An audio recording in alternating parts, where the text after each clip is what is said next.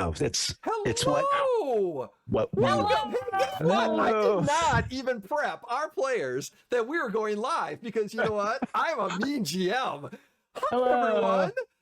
Welcome to Wednesday. Welcome, Wayward Gamers, to the Emporium. I am Jay, your host, your GM, also known as Neopet3 on the socials. Thank you for joining us. If you're joining us live, thank you for watching the VODs located on our Twitch channel. If you decide to watch later or here too, you know what? If you're just watching, great. If you're lurking, you are appreciated, and we welcome the lurk as well. But before we get into a lot of what we're going to do, we have a few announcements. But what I want to do, I want to introduce these wonderful players. Carrie, our part-time voice actor and all-around RPG player on everything. Welcome. Hello, I am Carrie. I am that thing. And I am here, and I am happy to be here. This is a super fun game. I'm so glad to be back with you guys. It always, Jeff was talking about how it feels like it's so long between our games, and it does feel like that because we always have a good time.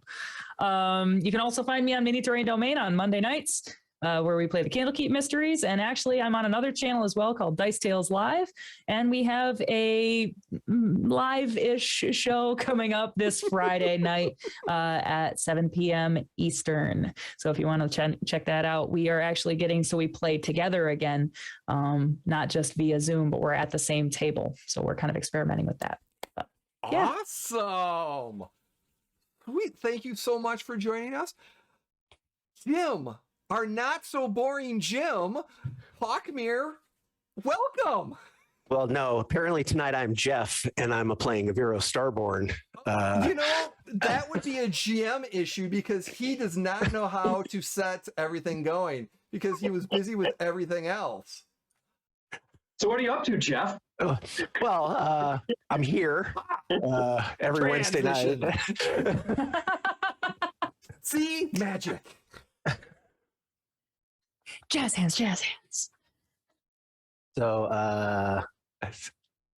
yeah, Jim, Hawkmere1 on Twitter, back playing our favorite Dwarven warrior, Glastoc Steelcloak. And is the Dwarven in air quotes now too, Jim? No, well, yeah, no. What do we know? All a mystery. Yeah. So sorry. Anyway, talk to Jeff. Thank you, Jim. Thank you for being here.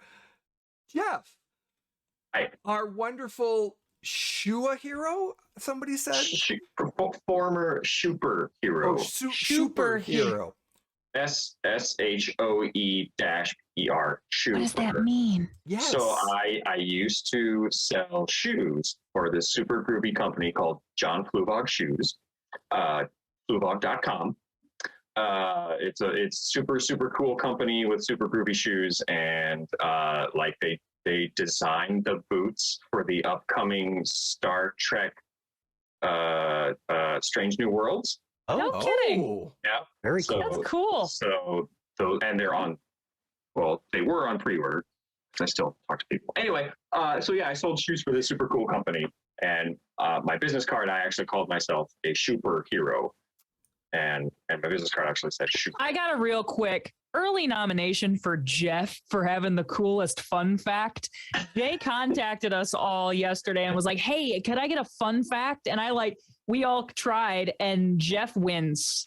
Yeah, Jeff wins. Carrie was in Mass Effect Andromeda, so that's pretty cool. That's pretty not cool. nearly as cool as Star Trek shoes. Yeah. Equally cool. True. Very and then true. there's Jim. Jim is awesome. Jim, International Man of Mystery, Jim. Yes, that's me. Mm-hmm.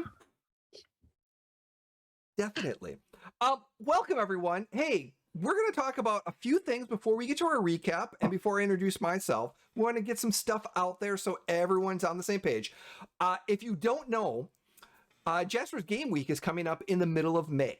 And they do not sponsor us. I am not an ambassador, but they are a charity very, very close to my heart. I wouldn't be streaming without Jaspers. They kind of inspired me, and a lot of this stuff is happening. A lot of the stuff I do is because of Jaspers and being a part of their stuff. So currently, right now, you can bid on great games and auctions from the 9th through the 13th for Jaspers Game Week. Hence, I'm working a t-shirt too because I love Jasper. I might be beating on some games, like I said. So there's some great games. Check it out.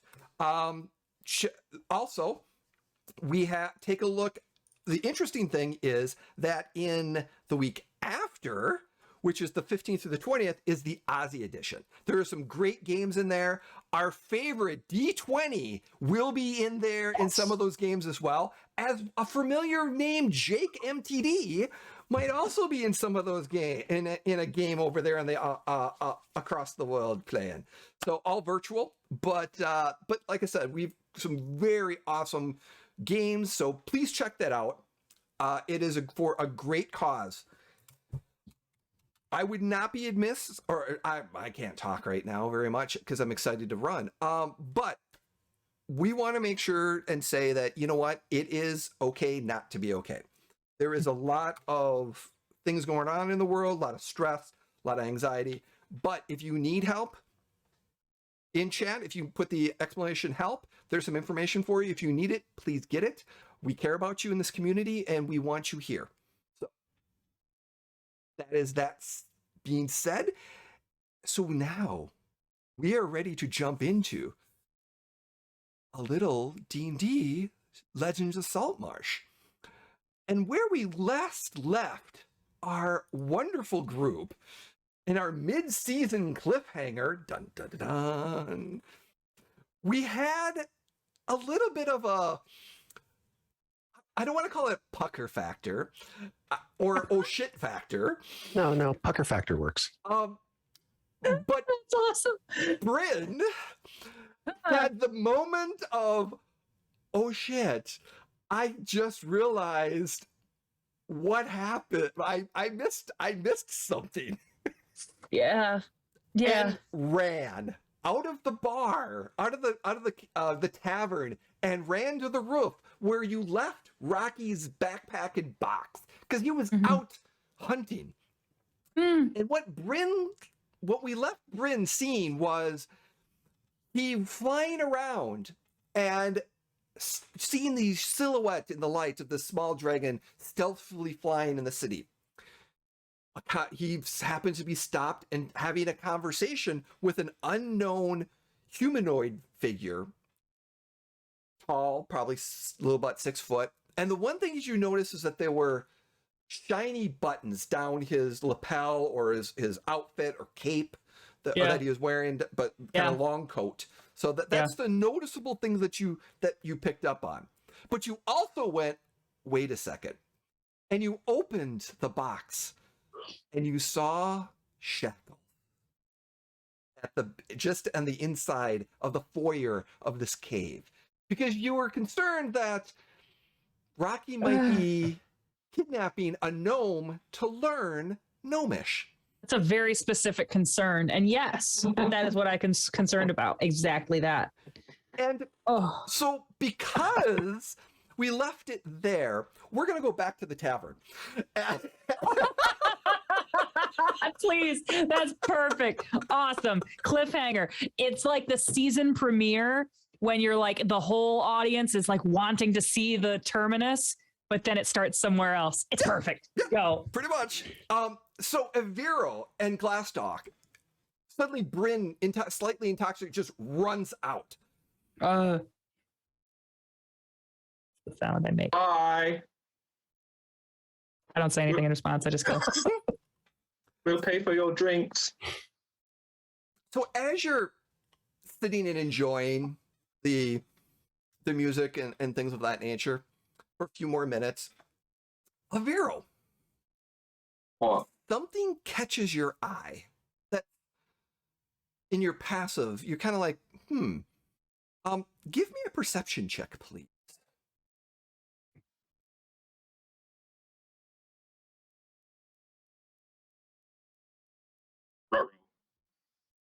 1. Oh! Mark it. Start. There we go. There we go. To the spreadsheet. Add it to the 5. spreadsheet. Total of Oh, 5. wow. All right. That is so. With your passive, I will give you this. And Glastoc, you can give me a perception check based Oh off yeah, of no, what, that's not going to work.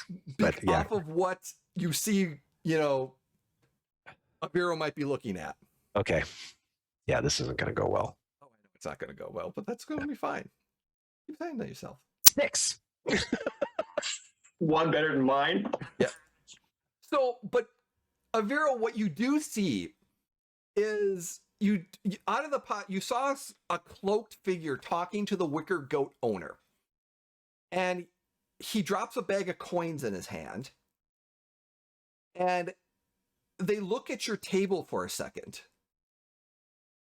And the cloaked figure Both of them? starts, both of them Both of look at you. And you're just drinking, you kind of notice it, and then you turn and something caught your eye later on in the bar. And this cloaked figure walks away. And as you're looking at a different point in the tavern, suddenly your vision gets blocked by a large half orc. Oh God.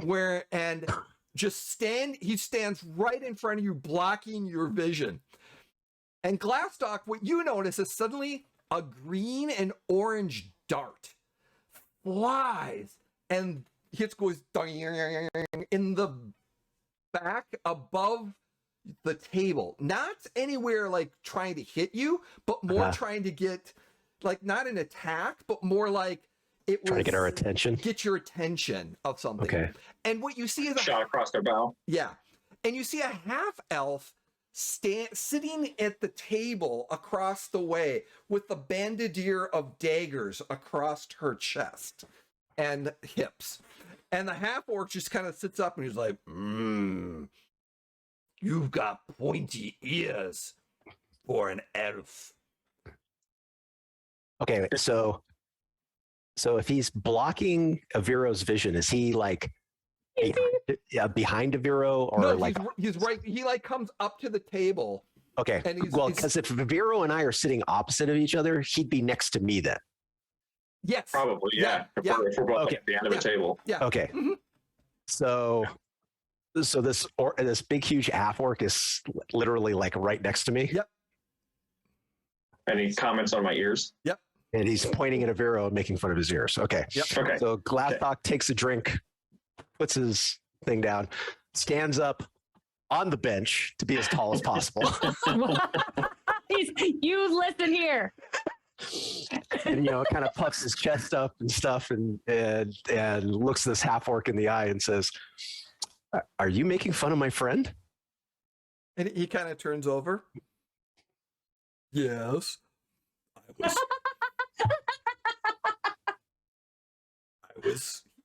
I was told to make fun of him for his ears. You were told. That's what my companion said. Go make fun of him. So I did. And your companion is, and then I point at the half elf And you see or this the elf. You see this half elf twiddling a kind of a dagger on her finger. And then right next to her, you see a cloaked figure, just hood up, down, just kind of sitting there next to it. Does it And look like the same cloaked figure as was giving money to the innkeeper? Yes, it was. And Aviro, something vaguely familiar is hitting you in the gut right now. As you kind of look past this half orc, look over towards the table and see those two people individual, specifically the one that's all dressed in cloak. Is the gut feeling a scared, a nervous, an excited, a happy? Well, if it's a You Vero, don't it's scared. Let me narrow that down for you. Yes. Okay, what kind of terror is it that he's? Yeah, can we be more specific? Based on your Is perception it a check, girl or a murderer? you don't know based on your perception check. All right. So Vero gets very, very still. All right. Do I notice that Aviro is acting funny? Yeah. Like, Oh, yeah. okay, Yeah. something's bothering him. And so I pick my tankard back up and look the half orc in the eye and say, Glastoc, he's not the problem. "So, you like making fun of elves, huh? When they tell me to. When they tell you to. Oh, and I turn and I look at Aviro. Oh, when they tell him to, and then I punch him with the tankard. Well, you're going to speak his language. Oh, please give me an unarmed strike. Do I get advantage for No. surprise? Yes. Oh, Okay. Yeah. Good. Yeah, no problem. Definitely. So the first one's a That 15. hits. Yeah, he was. But let's see. Okay, 16. Yeah, Okay. It's going to be 1d4 plus your strength. Okay. Is it your new not spillable tankard that you just got? So you clock this dude and don't even spill a drop. Wow. Clock him That's and awesome. then take a swig. Oh, What a that stud. is What beautiful. a stud. He takes 7 points of damage. Ooh. Wow. Ooh. Ooh. Oh, you clocked him hard. And he just goes, "Goosh," and he just kind of turns and he's like, Oh boy. that hurt. Glastoc at the table, in the hood. Glastoc. Glastoc at the table. Glastoc. Glastoc. At the table. And Hood. Glastoc. Yes. Glastoc. Glastoc. At the table. let's roll a quick initiative just to Yes. see what's Oh my There we go, what order we baby. go. Good luck, boys. Let's Ooh, just 17. see what I got a order we 7. go. I actually rolled well this time. Hey, Awesome. 10. We're going first. Whoa! There's a nat 20 for the GM. Oh. Okay. Uh-oh. And a 1. There we go. Awesome. All right. So, we've got a 17 and where's our initiative orders here? 1 second. And so, I'm sorry, Avira, what was your initiative? 10. Oh, not too bad. Not great, but not too bad. He's freaking out about whatever it is. Bad Mhm. feeling. Bad feeling. All right. I need an adult. What? Excuse me. I need an adult. You need an adult. Stranger danger.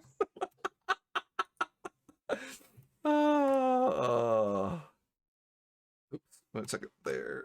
Oh, that's, yeah, we want that. And then, okay. So,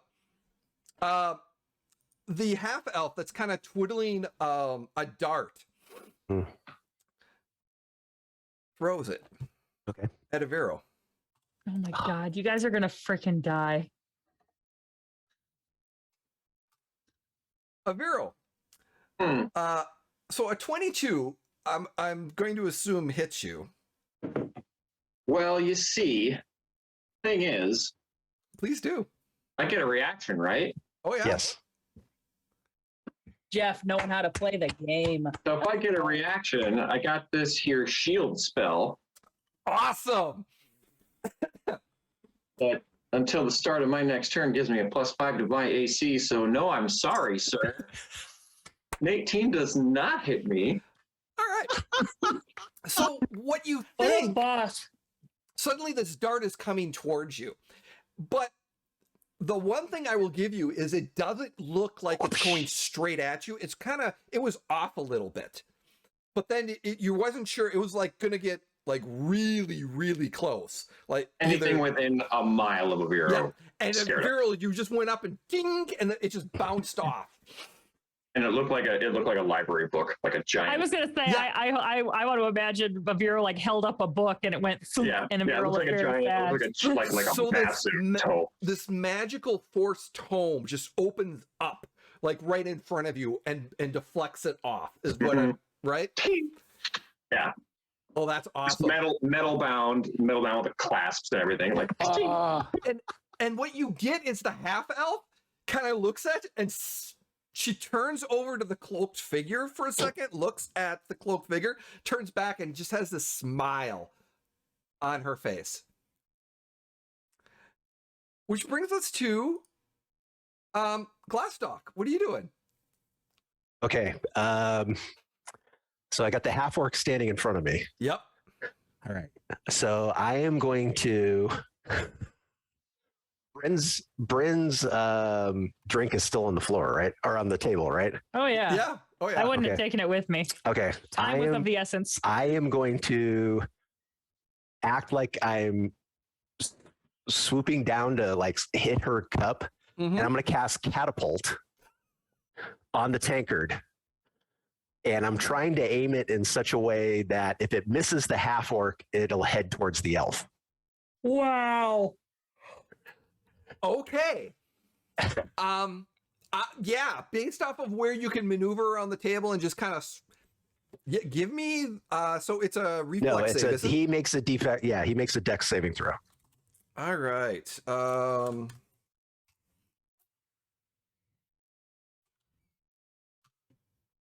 12. He fails. All right. So this tankard slams into him at, oh, I'm sorry, I didn't say what level I was casting it at. I'm casting it at second level.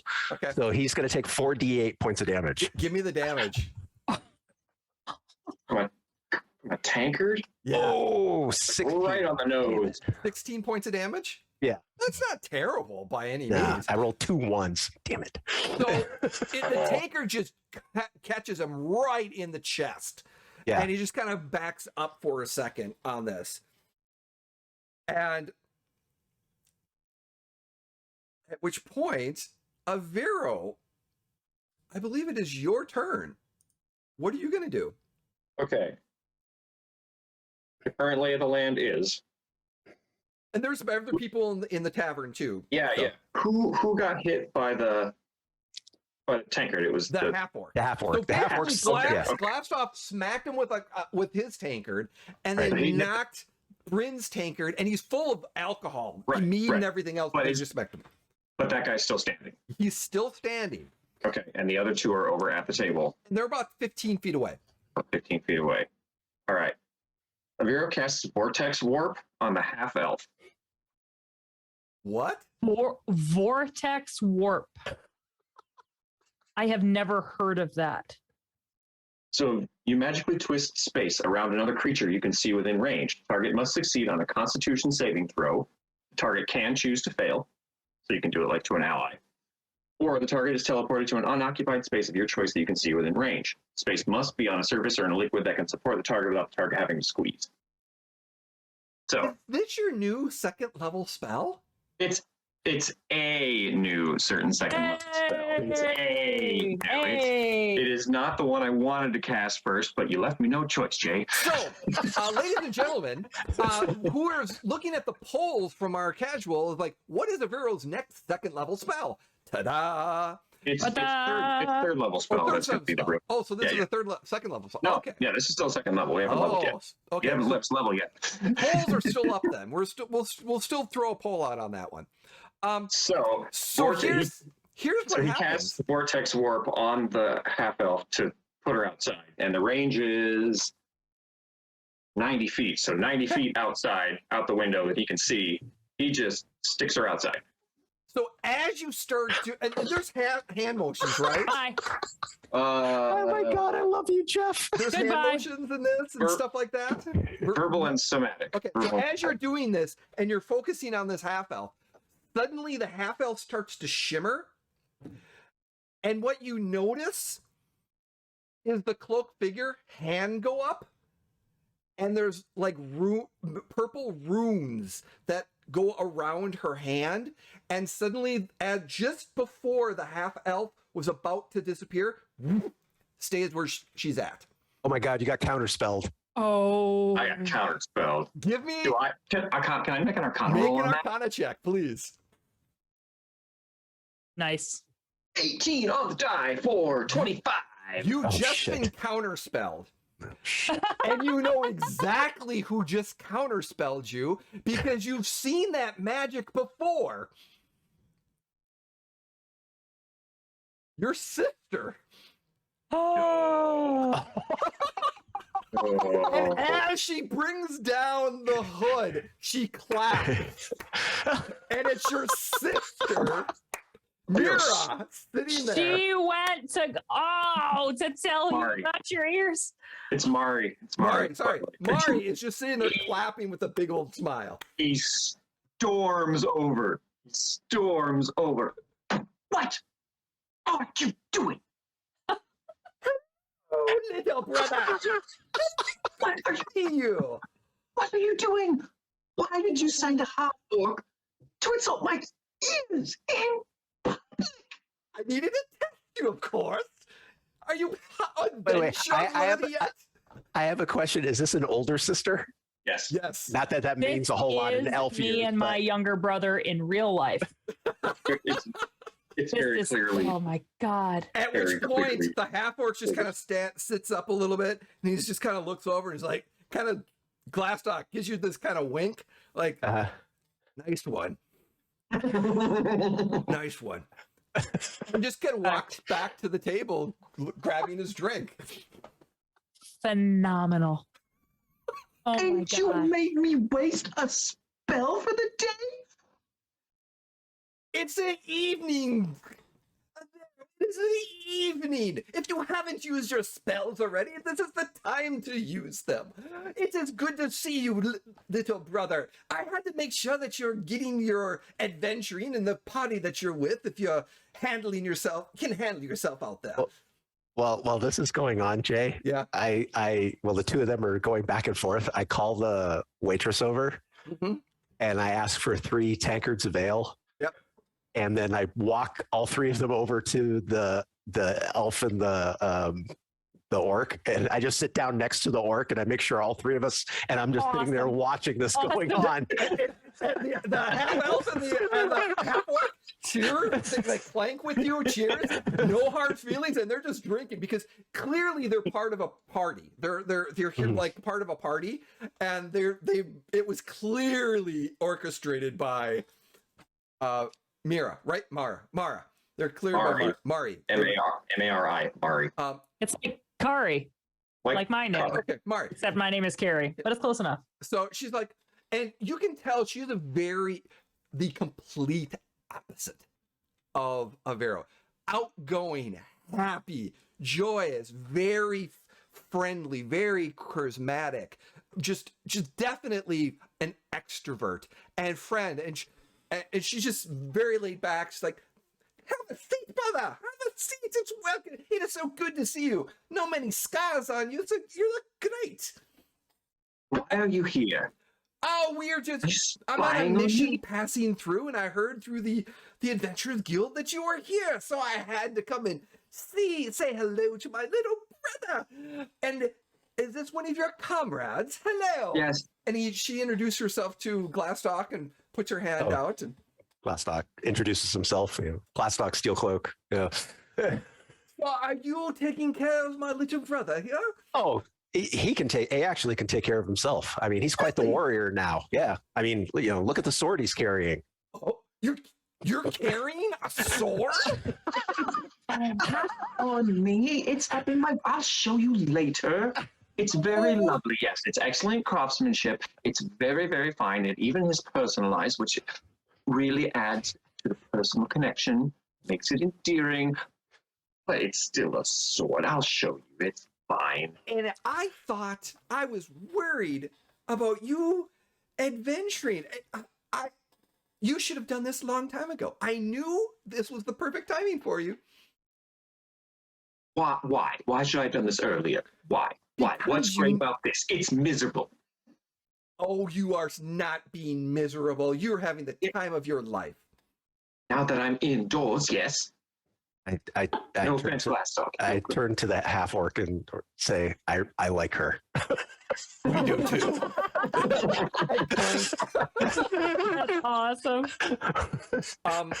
Now, the interesting thing about this, for those audience members, if you missed Vero's backstory episode we had a few weeks ago, shared all of the introductions of this NPC and the interesting life Vero had pre-campaign. of his library stays. So catch that on the VOD. But so as she's here, she's like continues to have fun and just greetings, and she talks about how her group is escorting to a city called Burle, which is about 2 days worth travel inland, a little bit east or west of here, going north past the swamp, avoiding the swamp area. It's one of the other cities. She's on a mission, and she thought that she would stop and say hi. So the group is up there going there, and then they're on another they've got another mission after that they kind of vaguely talk about. As the evening goes on, Arivo eventually gets over it. He's actually happy to see her because they get along quite well. When she does used Brynn to come always back? take him out and That's a collect good question. butterflies. So actually, we're gonna cut to Brynn, and we're gonna when Brynn comes back. You're gonna be sitting there talking and enjoying it when Brynn comes back. Yeah. So we slide over to Brynn, standing on this warm moon, kind of a little bit dark but moonlit night, on the roof, looking over and seeing the last thing that you saw was looking into this small box, shutting it. You're looking over and you see Rocky's silhouette and that figure walking away. And Rocky still kind of, and remember that something was said and Rocky got agitated, and the guy stepped back like in fear for a second, and then said a few more words. Rocky didn't get as agitated and he left. And then Rocky kind of continued on hunting and doing some other things. And he's not going to be probably back for about at least another hour. Okay. But your survival check was, you had a nat 20 in your survival check to kind of all see that and everything else. Yeah. So one of the things I want, based off of that nat 22 and your passive perception, you're kind of looking around, and you said, I told you there was like a remnants is right in front of some food and things of that nature. And there's a little bit of, blood and things like that. But one of the things as you kind of look over, on another section of the roof, there seems to be something that's been moved since the first time that you were up here. Okay. And there's something like a blanket or some other types, something was crowded and covering something in the corner. And you vaguely see what appears to be maybe some dried blood. I would like to go and investigate the dried blood, please. So as you go over and you kind of look at what this is and you kind of peer into it a little bit, as you're looking, there's a crate kind of in there. Yeah. There appears to be a young dead dwarf, about the ages of 18 to 20, with a hole in his head.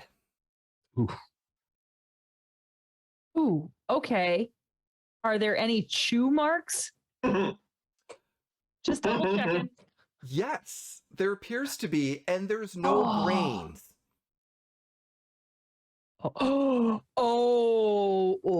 Okay. And there appears that he's probably, and the blood there is dried. So it appears that been there a while. It's been there. He's been dead for a while. But the crates, he's been moved recently to this location. Okay. Well, all right. Can I search the dwarf? Does he have clothes on and everything? Yeah, okay, I would like to search him. I would like to search him, please, for every first stuff. Give me an investigation roll, please. Okay, I will. Here I go. 18. 18? Yeah. So what you notice from him is he has no possessions on him, no weapons, he's got clothes on him. His clothes are wet. And there's still, some of the clothing is still a little wet. But what you know is that it's like soaked and then dried. So like Okay. all the layers that he was wearing, his skin, as you look, it's like he's been submerged in water. Oh, okay. Ooh. All right. I guess I probably would just kind of like back away. And now you said there's tooth marks. Does it look like he's been nibbled on? The only tooth marks you see is on the top of his head where the hole is. Oh, okay. Ooh. Is it like a round? Yep. Oh God. Okay. Yeah, I know exactly what this is. All right. I kind of back away sort of fearfully and I kind of like look around. Is there anything else on this roof that would cause me concern? Nope.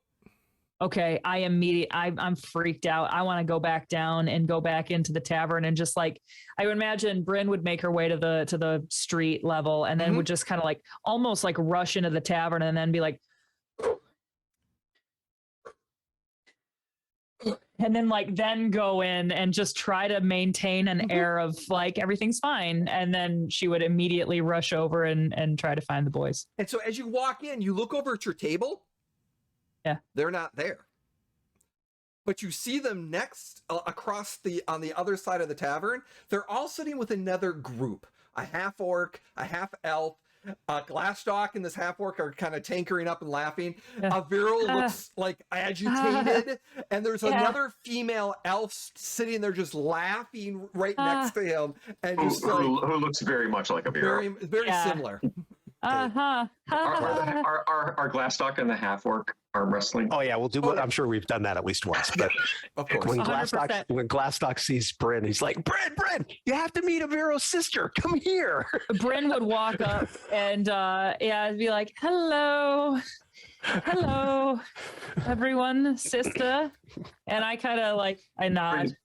Brynn, and she kind of stands up and comes over and gives you a big hug. Oh, thank you so much. Yes. And Glastoc has said so much about you. Welcome. Oh, it's nice to see someone taking care of Aviro so well. Thank you. Yes, and your name is? And I look uncomfortably at Aviro because he has not introduced her. Brynn, this is my sister Mari. Mari, this is my traveling associate, Brynn Broadriver. I put my hand out. She shakes.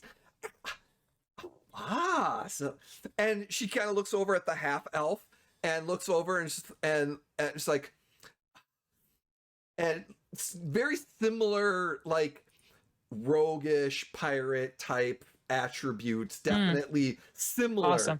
But different, like I said. Yeah. But kind of that connection. She kind of gives you this, and she's got that, as I said, the bandolier of daggers across her, and she kind of gives you a good respect, definitely that respect. And does she have thieves' cant? Yes. I have thieves' cant. Yeah, there's a little they're Rogan. Yep, you Rogan. Yeah, we're Rogan. We're Rogan. And she's like, "Oh, you missed this." Yeah. So they of course go into the story. They of course go into the story of what happens. Yep. Oh yeah, 100%. And I guess I would we would be just drinking into the night. Brynn would sort of, you would see, I would say Aviro and Glastoc know Brynn well enough to maybe notice that she was a little like tense when she came back in. But as the night goes on, she sort of like loosens up a little bit. One of the first things she says once she gets seated, she like looks back over at the table they were sitting at and she kind of looks angrily at Glastoc and Aviro and is like, "Where's my drink?" Glastoc puts a tankard down in front of her and says, "Here." Good enough. Thank you.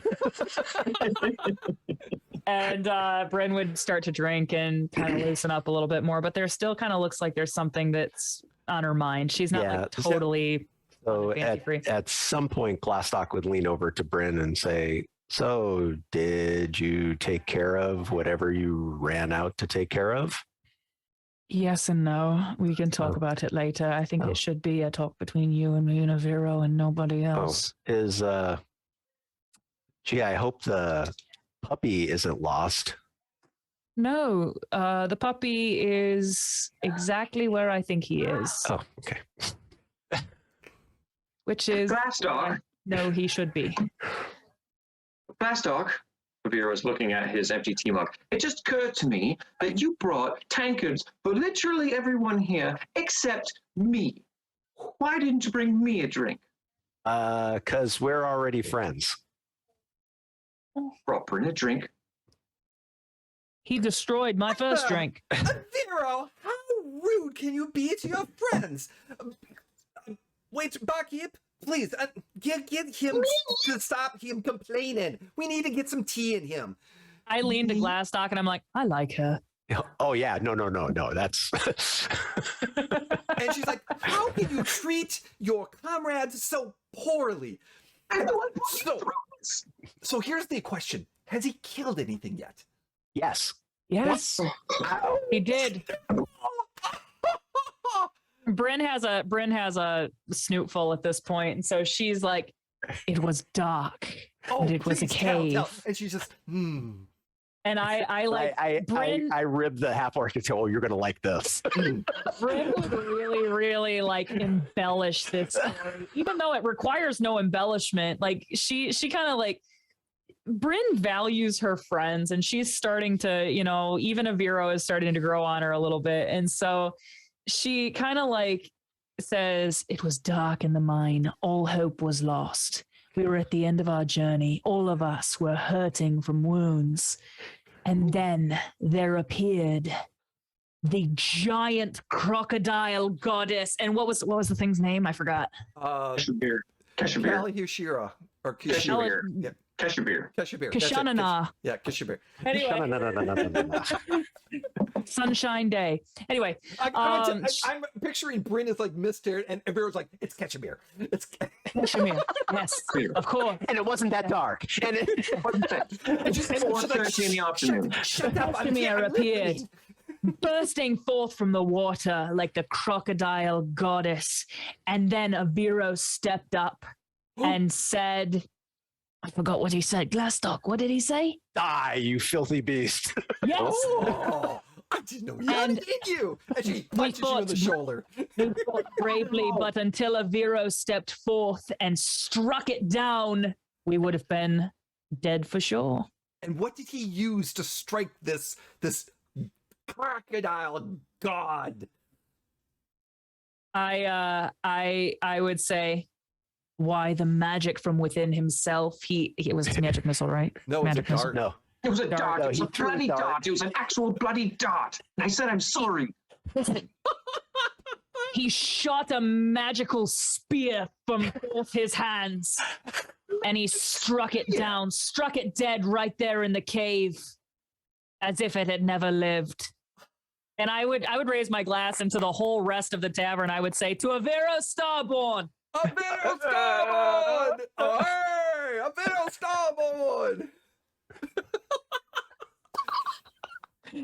I love you, Jeff. That was a magical dart. I love it. Oh my god. All right, there was very little evidence that it was actually a deity because a creature of that particular magnitude was nowhere even close. Push his mug towards him and say, drink. As he picks it up, I would like lift the bottom and like make sure he does. Hey, Cressida just hates it clean. Yep.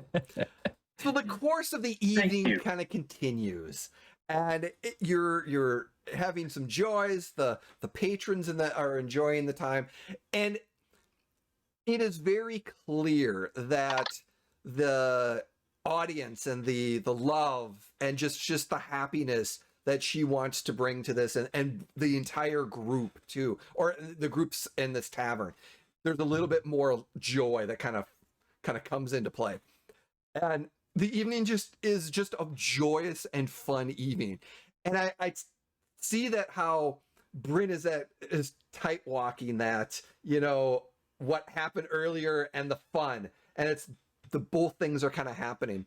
And towards the end of the evening, do you leave any earlier or just kind of make it an appropriate late night? Me specifically or everybody? Everyone. I think it depends on Mari. Like, is she in town for the night? Is she leaving right away? She's going to be leaving in the morning, so she's kind of in town for the night. She's staying at a different location. Well, they would probably definitely be up until 3 in the morning. Yeah. Get there 4 to 7. That is Whatever last call is. Yep. At some point, I think I would pull Glastoc off to the side and I'd be like, I think they have some catching up to do. We need to talk. Oh yeah. So yeah. And they're we'll get that conversation, and you and the two other her companions go off, and he's like, yeah, we've got escort in the morning. They're taking off, and they'll say, and they're kind of like, you know, actually, and they kind of go off. And so for the nenext few hours, Avira and his sister just have that nice family connection. Yes. Oh, we didn't get the orc and the half elf's names. What are their names? we need their names. Steve the and GM Bob doesn't have their names because and You gave us NPCs and didn't give them names. yeah, Shit. right now. All right, let's ask the audience what are their names. Yes. Let's There ask you the go. audience. know what? Yes, Chat. chat. Interact with us, Chad. Give us the half orc fighter name and the half elven rogue. First come, first named. Yep, I first come, can't- first I can't- name. So I can't see the chat, so you gotta tell me. Okay, I got you. We'll let you know. So, all right, thank you for that. So we're gonna leave Avera for a minute and come to Brynn and Glastoc. Are you going to the roof? I would invite Glastoc, up to the Yep. roof, and I imagine Brynn would lead the way, kind of up there. And as Glastoc kind of comes up behind, Brynn would just be standing there with her hands on her hips, and very quickly the contrast has happened. Brynn was kind of having a good time and like happy, at least acting happy. And her face now is drawn and worried and just like very, very concerned. Okay. And she would like turn around and like kind of just wait for him to get up to the roof. And yeah, no rolls. You take your time. You get up there. Okay. And you're up at that roof. We have the names Ironjaw and Pretty Boy. Awesome.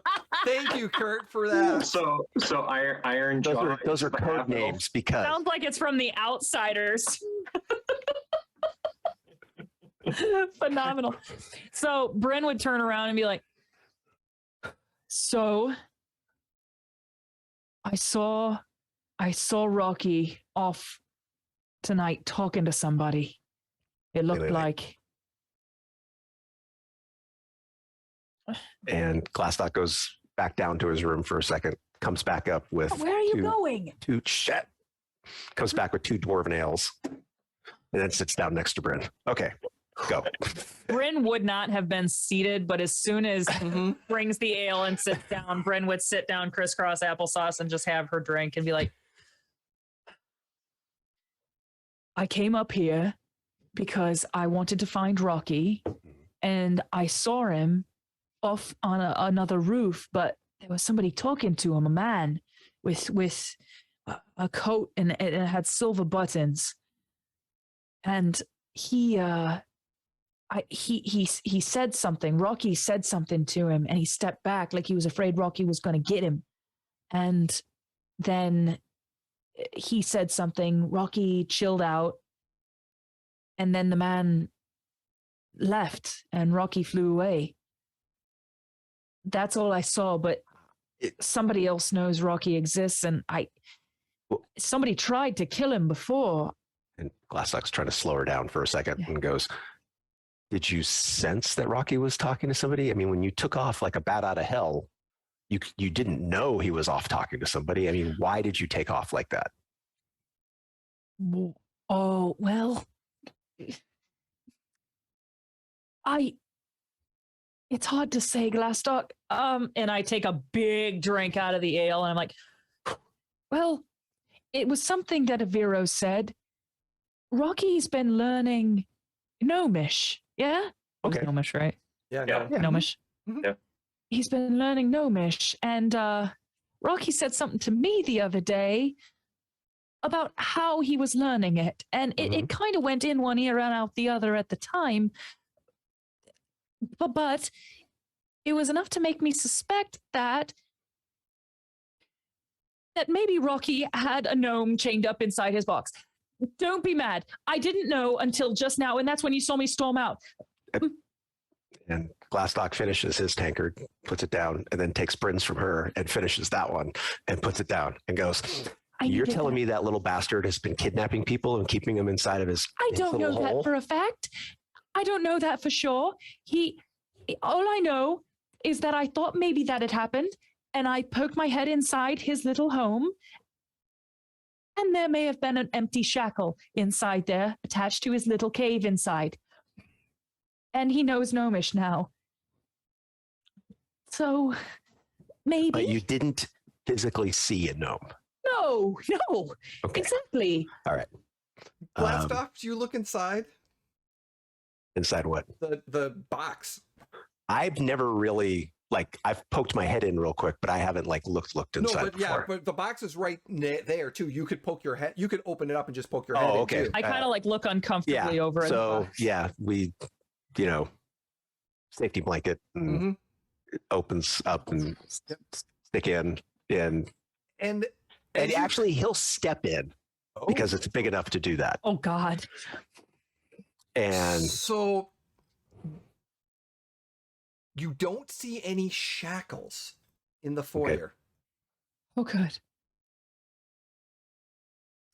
But give me an investigation roll. While he's doing that, for the record, the word on Wordle the other day was foyer, and I almost missed it. So that would have been very disappointing. oh man, I had a nat 20 and it flipped over to a 4. Oh, that's fine. So as you're kind of looking around, there's no shackles. You don't see, and it's as you kind of get in. Remember, it's dark in here. Yeah, but I have kind dark vision. Yeah, so kind of it goes a good 15, maybe about 15 feet, and it starts to go down, and there's this large pool of water. But Right. you do notice that after the pool of water, it goes further back into this cave. There's stalagmites and stalactites that kind of come in, and you kind of see over to the right and to the left and there's maybe some smaller caverns or entrances that go to different locations. Okay. So I'll turn around and walk back out, and I don't see any shackles. I want to poke my head in and see. I want to be like, Yeah, you poke your head, and there's no shackles here. But if you'd like to give me an investigation roll. yeah, I most definitely do. God. Oh my God. The shackles moved. 13. There's no shackles here. And you kind of look and you're like, but I'll give you that there's appears to be like a groove, like one groove or two, as if shackles were moved on the stone.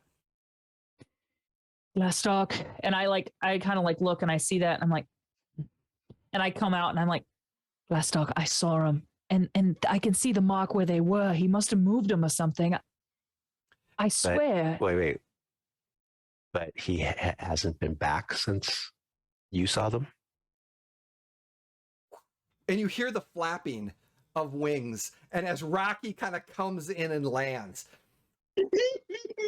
and he's like, and kind of looks at you, kind of curious, like, What doing? what doing? Hi. Oh, hi, Rocky. How you Hey. doing, buddy? Hey, did you have a good hunting trip? Yeah. And he kind of looks over at the dog and stuff, and it's like, it's okay. Oh, so he's got a dog. Well, there was Got a a dead dog there up was a there. dead dog and a mouse there, but he doesn't have anything with him right now. He's like, eh. Yeah. Rocky. Oh. Yes. I need you to do something for me. What? Can you go shopping?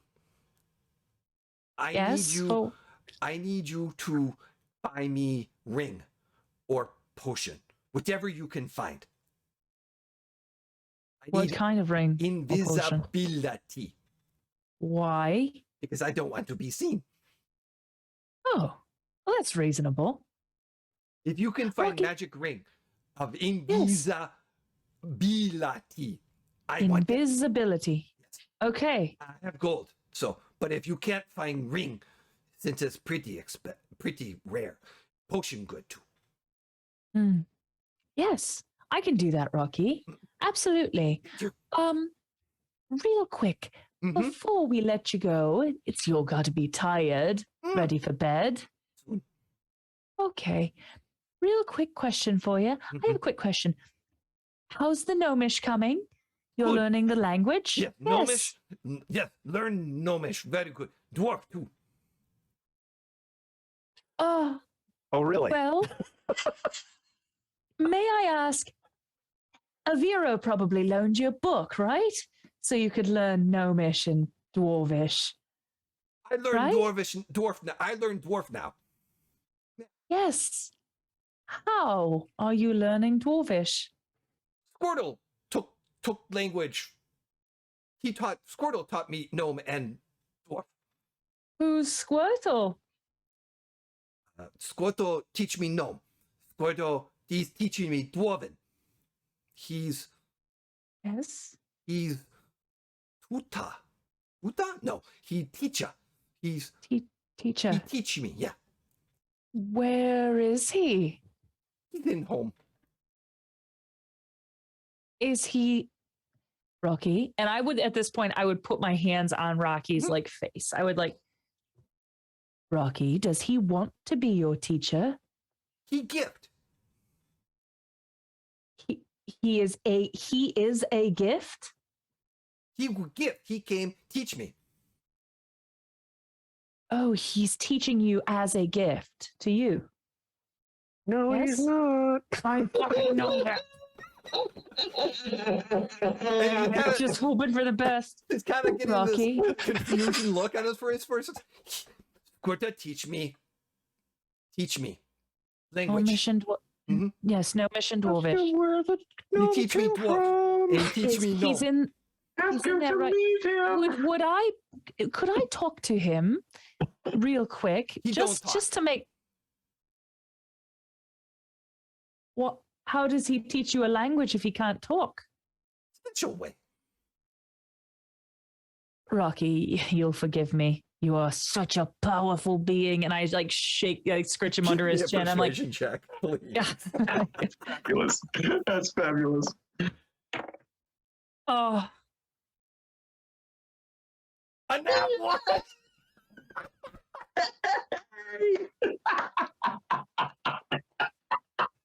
and scene. And he just kind of looks at you and is like, thank you. No, he's busy. He can't. He's Okay. Yeah.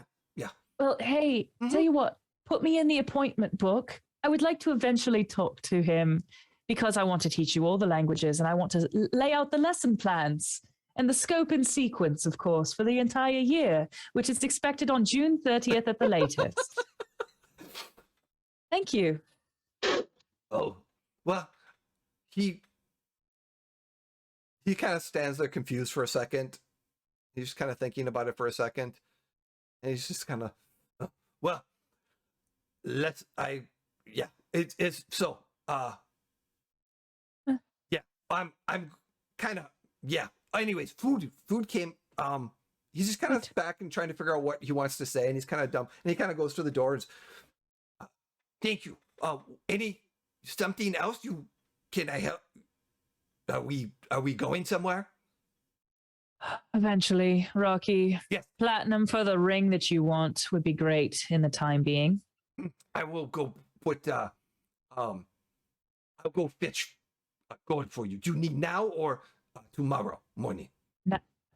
Either. Okay. Be right back. And he Okay. kind of opens up and he goes, As soon as he disappears, I look very concerned over at Glastoc. Yeah, well, Glastoc's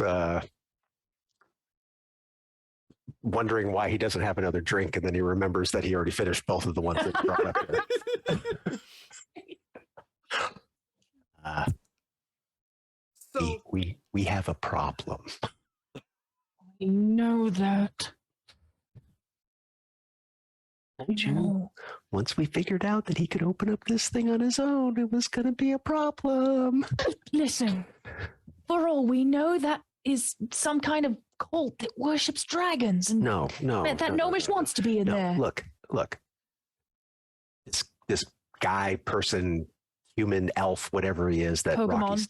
Rocky's talking to is somehow, I don't want to say controlling him, but is guiding him. And he was entrusted to us for this. And I'm worried about this outside influence at this point, especially if he's kidnapping other races and bringing them into his little, hideaway here. And what makes it more scary, for lack of a better term, is this other person may have access to this space. We've never physically seen him bring, other than dead carcasses, anything in and out of this place. So that means there's potentially another way in and out of it. And this person that he's talking to may know how to do that. Brynn would sort of almost look like she stands back for a second and then almost looks like she loses her footing and then is just looks scared. Like that she's speechless and she just looks like this is all too much. Has Brynn told Glastoc about the dwarf in the crate on the roof? Not yet. Not yet. Okay. There's a lot of other things to discuss. 2 beers was not enough. Too much going on. Namely the kidnapping.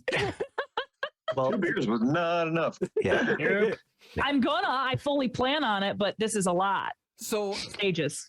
as you're talking, Rocky kind of, and he drops a bag of gems. He's like, Wow. how much do you think I need?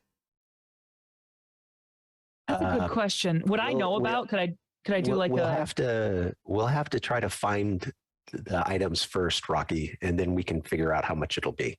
Oh, okay. Well, here's But some. we'll start with this. How's that? Okay, that's good. That's I good. kind of look and I kind of look at Glastoc sort of angrily, and then I look back at Rocky and I'm like, and if there's extra, we'll bring it back. Jeez. And then he drops. He'll drop. Actually, tomorrow. Yeah, tomorrow there'll be. He's going to give us his food allowance. His food allowance for tomorrow. Awesome. Perfect. Great. But he kind of sits there, and he kind of looks at both of you. He looks in the corner for a second where the crate is, Dead dwarf. and he kind of looks back at you, and he's like, So, how? What are we doing on roof? Are we going to eat? We play? We talk? Do you want to play? What do you want to play? I don't know. Hide the gnome.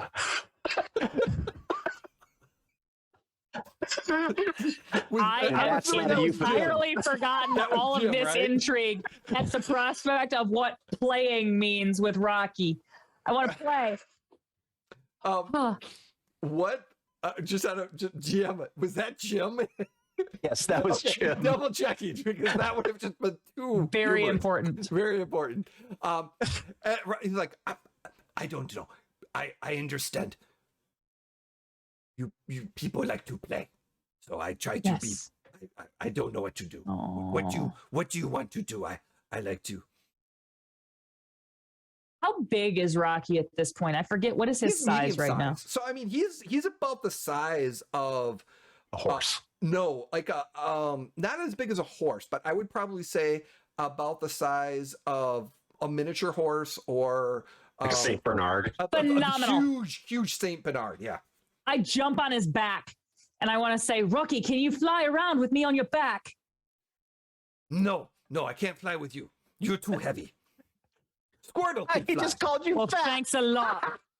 I get off of his back and I'm like, And he kind of looks at you. we'll play some other time. What's wrong? What did I say?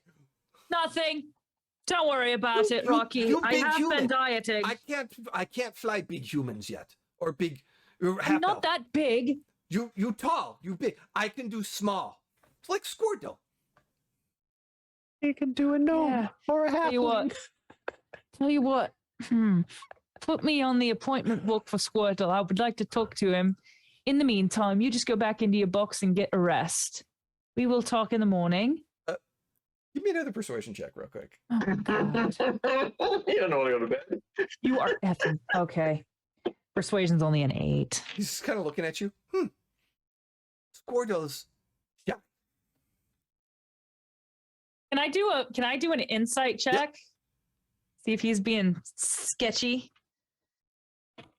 Man, okay. Huh? Insight is a 19. Ooh. Is he hiding something? He's not. It's yes and no. He is in the process of he's keeping. It appears that he's keeping Squirtle quiet. He doesn't. You can tell that he's probably not sure about having you meet Squirtle because you're not sure the reaction. He probably has instructions for us not to meet Squirtle. Or he's actually thinking that you get the impression that if you saw or met Squirtle, you might have an issue. And he's not. So it's my fault.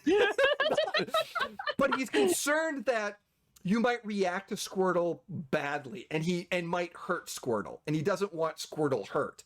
But he's open, but he's not hiding him he said his name, he's there and stuff like that. But you do get the sense that Squirtle is a servant.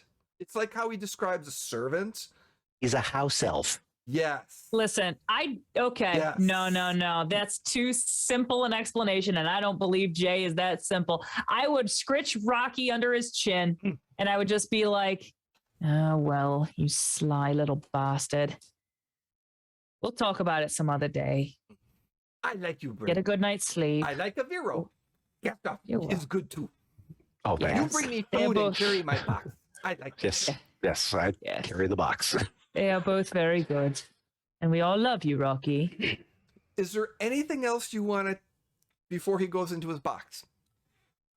Hey, one last thing. What? What's the deal with that dwarf over there on the roof, Glastoc? All right. Oh, that dwarf? Yeah. Yeah, I Did didn't you want find him him in somewhere? the cave anymore. He did not taste good. He didn't taste good?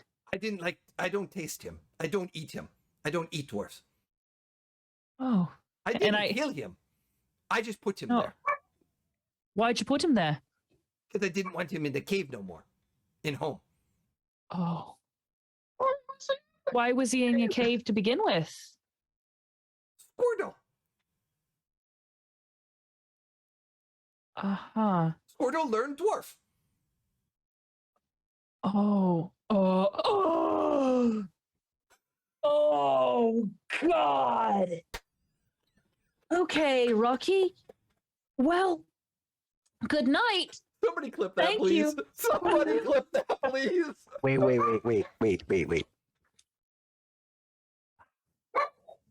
Good night, Rocky. Yeah. And I kind of I scritch him and I kind of almost guide him into his box. And he goes into his box.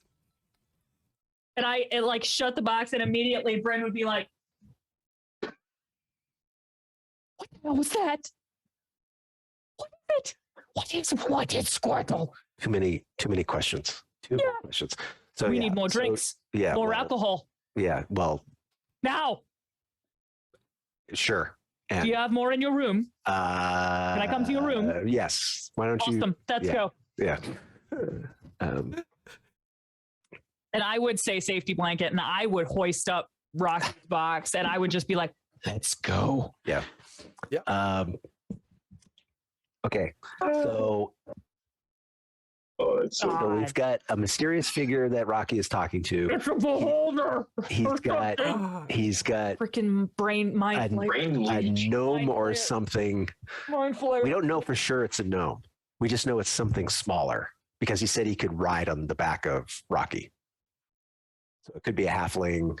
Yeah. Or it could be a small monster that sucks your brains. No, But- no, Your mind flare. I'm a Vero. not a mind flare. You're thinking, what?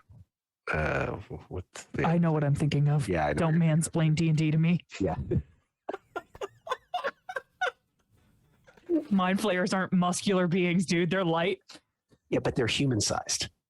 That's true. That's true. They're skinny, though. They're skinny Yeah. boys. They skip Well, leg day. Yeah. Yes.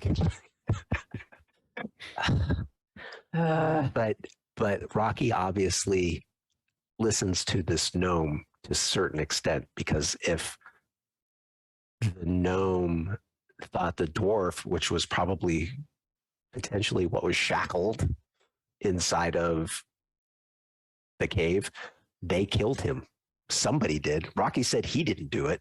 No. That means this gnomish, whatever this Squirtle thing is, could have. Yeah.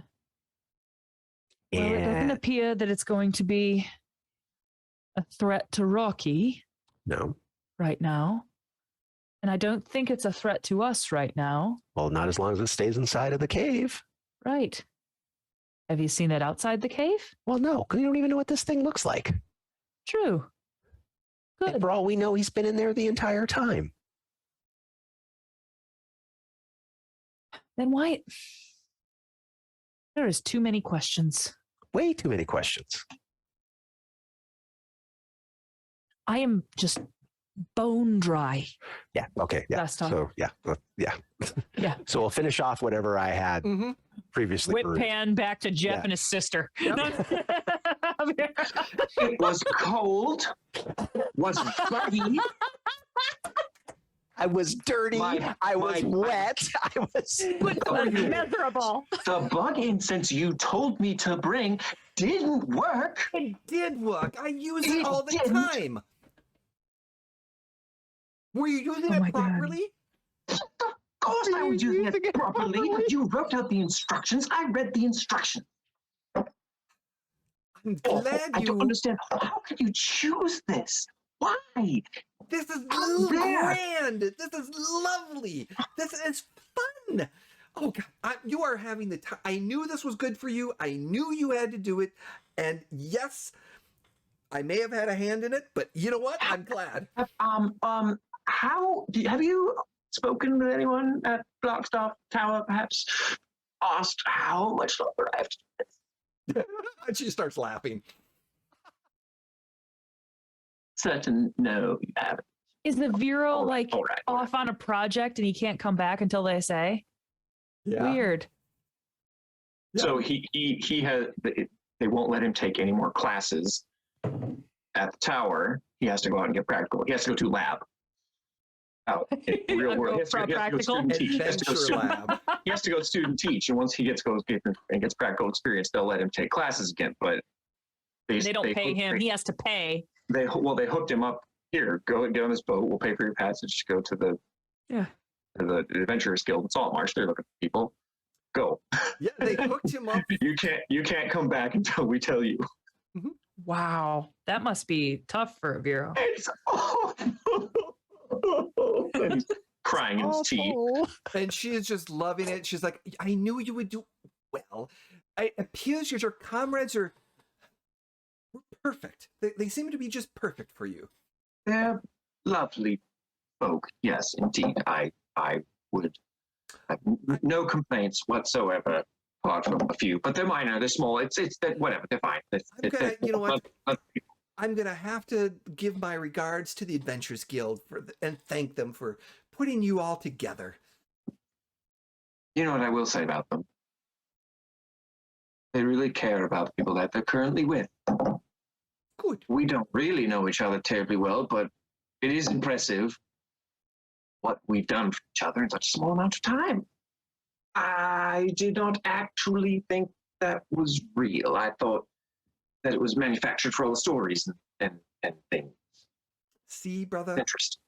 I knew that was what you needed the most. The camaraderie of friends. There's nothing like it.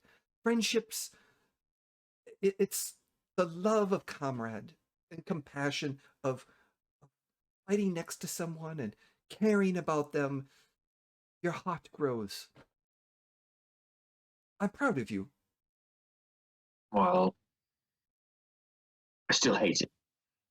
That might be true, but there is a little bit of you that love it. And she kind of ruffled her. Yes, there is, because it brought me to this fabulous Temple of Mistra and their brilliant library that they have. That over there.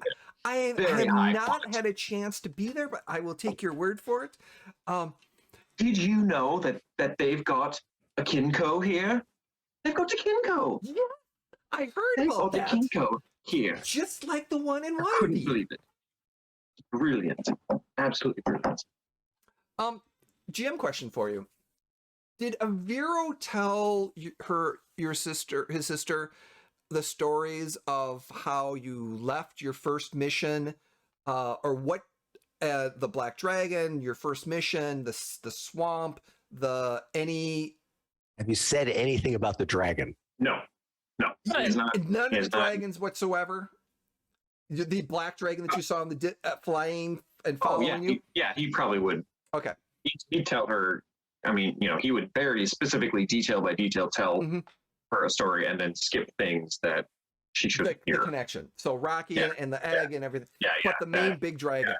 So over the course of the process and the evening, just as she was about to leave, and she's like, "Yeah, I've got to get up early in the morning. We're escorting up to this to the other city. They've got an escort mission, and she's like." She brings up the black dragon, the large black dragon, and she's like, "Oh, that must have scared you a lot. Your first mission out, you're being followed by a dragon." It was a bit unnerving. Well, I'll not lie. and since you've been back too, you've been hearing there is the city is not on high alert, but there is a lot of talk because that same black dragon was seen while you were in the swamp. Another adventuring guild had an encounter just outside the city, in between the swamp and Saltmarsh, in the plains, while you were in the swamp. And the entire city right now is Black Dragon and you'll notice that eventually when you get back to the Adventurers Guild, there's some more Black Dragon wanted posters about this. And she actually brings up the fact that after they go to there, her and her group might be looking into hunting down one of the said large black dragons. I'm sorry. You're going to hunt a black dragon? The three of you? Oh no, We're we've going to got more hunt. party members. We've got more party members. How many? There's 6 of us. That's not enough. That's not enough. You need an army. For Black Dragon? Do you know anything about Black Dragons? Yes, I do know about black dragons. What are you Then you dragons? I know clearly about know green it. dragons and red dragons and dragons. Is one of you an Archmage? I'm not an Archmage yet. Yes, I know you're not. Is one of you? If you're going to only go with 6 people, one of you had better be an Archmage. We're not going to go. Don't worry, we'll be fine. We've got it under control. We will be safe as usual. There's only 6 of you. It's a Black Dragon. It's a Black Dragon. You It's an underestimate. adult Black Dragon. But that. We've already killed one dragon. I'm sorry. Can you repeat that? We killed a red dragon already. It was an adult. Oh, You killed an adult red dragon. Yeah, before we came here. The six of you killed an adult red dragon. Where? It was outside of northeast of Waterdeep. How? Adult? Yeah, it was an adult. You killed an adult red dragon, and now you want to kill an adult black dragon. Yeah. And you didn't. You're reckless. You're reckless. You just don't care about your life. Fine. I'm saying goodbye now. Goodbye. I love you. Love you too. And she kind of goes on her way. awesome. I'm never going to see my sister again. She's done. You're done. You're done. Right?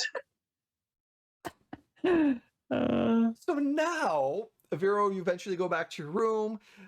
Glastoc and Brynn get some more alcohol, and they're in your room. Aviro,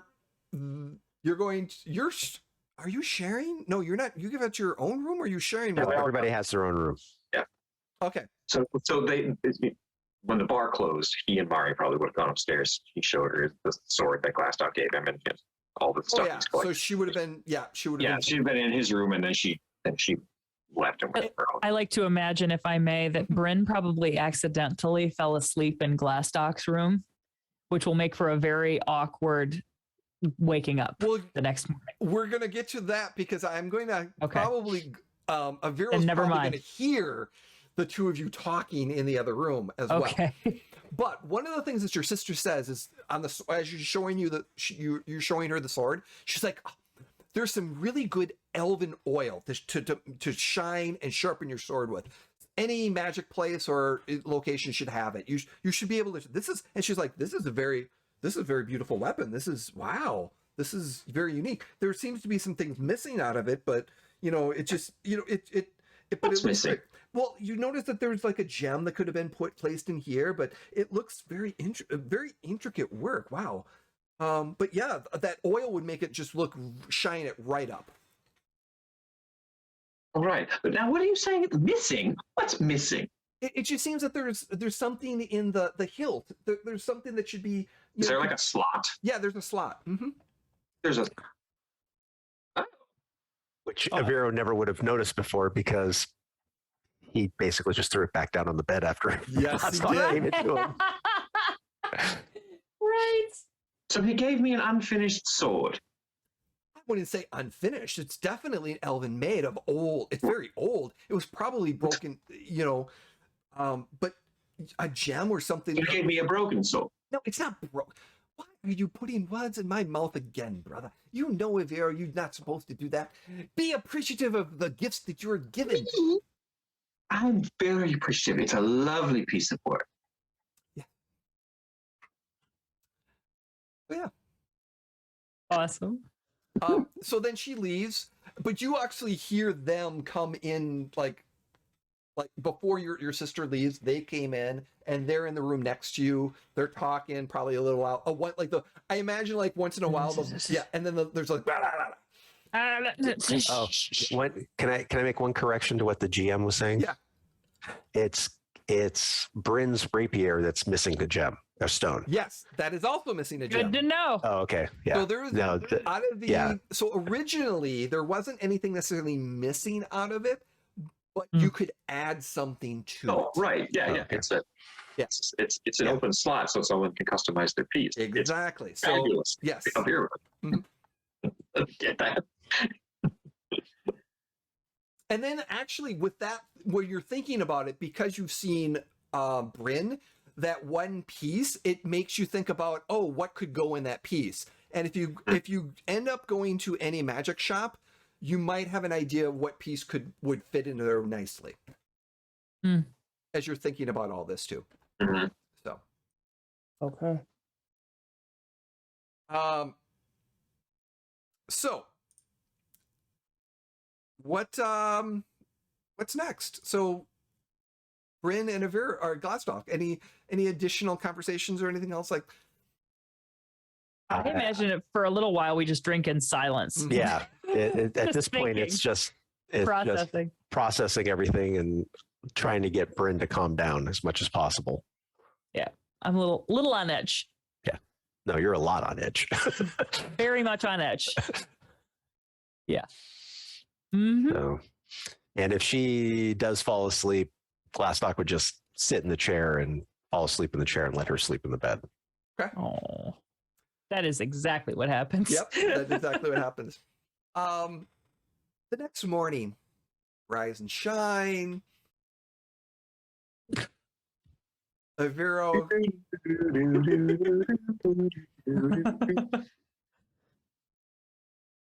What happens? Breakfast. Yeah. Well, because Aviro doesn't need to sleep as long as the rest Right. of us.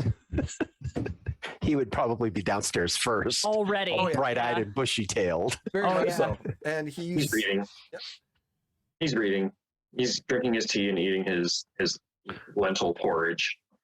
And I'm anticipating you're down there for like a good hour and a half before anyone else comes down. Oh, Just preemptively, I rolled a Constitution saving throw to see if I was any kind of a hungover, and I rolled a 21. So Yeah. dude. Hold on, attaboy. I will do the same. It's a fair game here.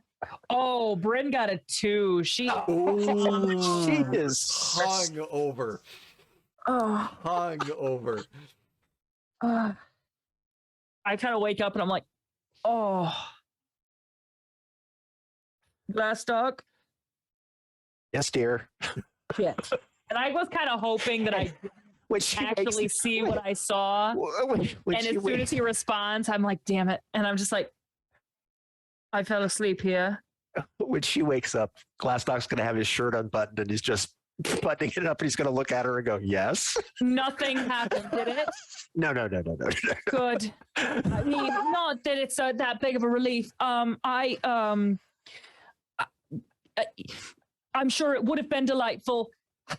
Bye. And I kind of like get up and I kind of like, I have not undressed. I am as dressed as I was last night. The only thing you might have your boots off, and that's about it. Yeah, maybe. And I just like grab my boots and go barefoot down the hallway and like go back to my own room. Aviro's downstairs and the box is in Glastoc's room.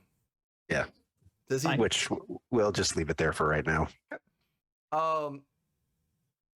And I'll go downstairs to meet Aviro for breakfast. How long? I would be down very quickly after. For Brynn? No, for before. Yeah, after Brynn left, how long would you have waited? I would just head downstairs. Okay. Yep. The die don't lie. So yeah, nothing happens right now. Okay. So you go downstairs, breakfast. Is there a plan? Because you still have selling the armor, you have some shopping type stuff to do that you wanted that we can kind of do in a day. Is there anything else you want to do during the day that is kind of on your agenda?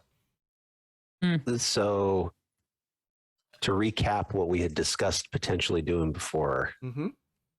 So I came up with the idea of 2 separate letters detailing out everything that we knew about the council members' affair and the whole bit, blah, blah, blah. And so we had decided that we were going to send one to the lizard folk and give one to our contact at the Adventurers Guild. Yep. Yes. With instructions not to open / deliver them to the mayor unless they heard from us within a certain period of time. Okay. Right. Yes. You would be able to accomplish and Aviro, while he's chewing, produces both letters. Here you are. They're finished right there. Yeah. So I did them this morning. He had mage hand in his quill, and while he wrote, his mage hand copied literally. Wow. Literally 2 pens going at the same time. Like you're doing this, but then one hand is just like a ghost hand. That's awesome. Nice. What a great visual. I'm also going with the assumption that Aviro is sending a letter back to the tower, because we had talked about that he occasionally sends letters back on when he can come back, and assuming he penned one of them after his encounter. He penned 5. Okay, yeah. Brynn is having coffee. He's got him prepped for the next week. Brynn, so, 1 second. Yes. What do you put in the journal from last night? Everything or partial? I would put everything. Okay. I would be honest. Right. Yeah. Okay. Let's talk. Jim, what were you going to say? Oh, I was just going to say, so at this point, I think what we need to do is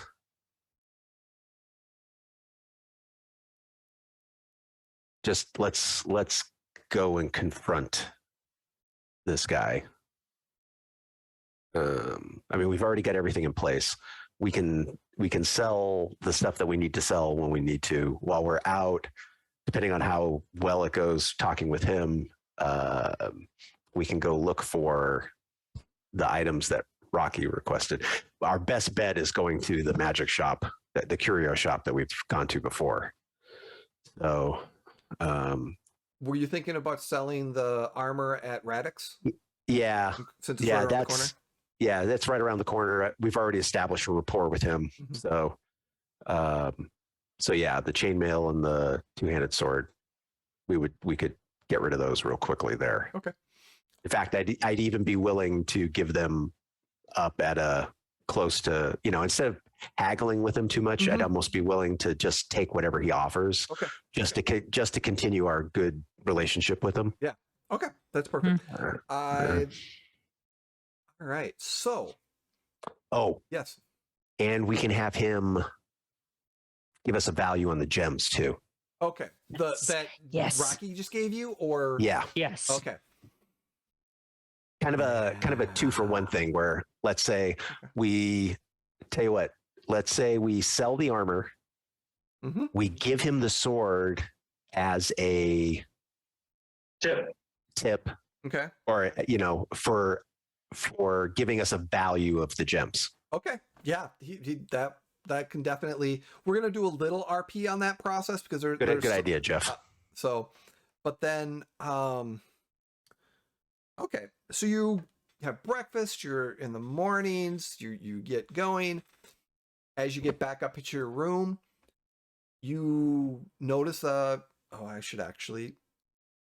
The GM should roll because the GM actually has an entire chart of how much and what Rocky gives each morning for his food. Awesome. allotment. Oh my God. Well, if So, there's a chart. There is a chart. So I need to roll. Actually, someone roll me a D10 and then 2 D10s separately. Jeff. Roll Jeff, me go a ahead. D10. D10.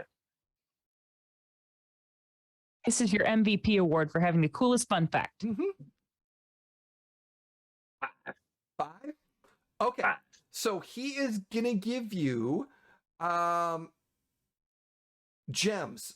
There's gonna be a small bag of gems worth 100 gold pieces of let's see, what was it? Gems 1, 2, 3, 4, 5.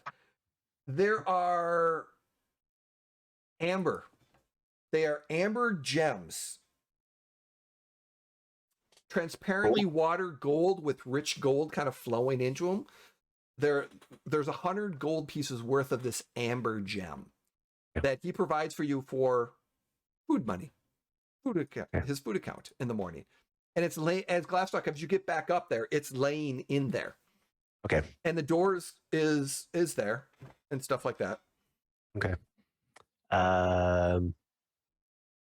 So we'll take the gems and I'll kind of say towards the door. I'm not going to, open it up, but I'll say loud enough to where potentially Rocky could hear me.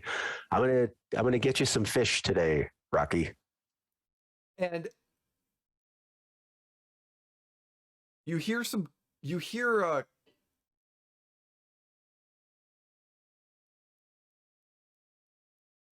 Rocky kind of comes back and you hear this click of the box a little bit, and the door kind of goes, opens up, and you see Rocky a little bit on the tired side, but not. He's like, "If I like fish, fish would be good.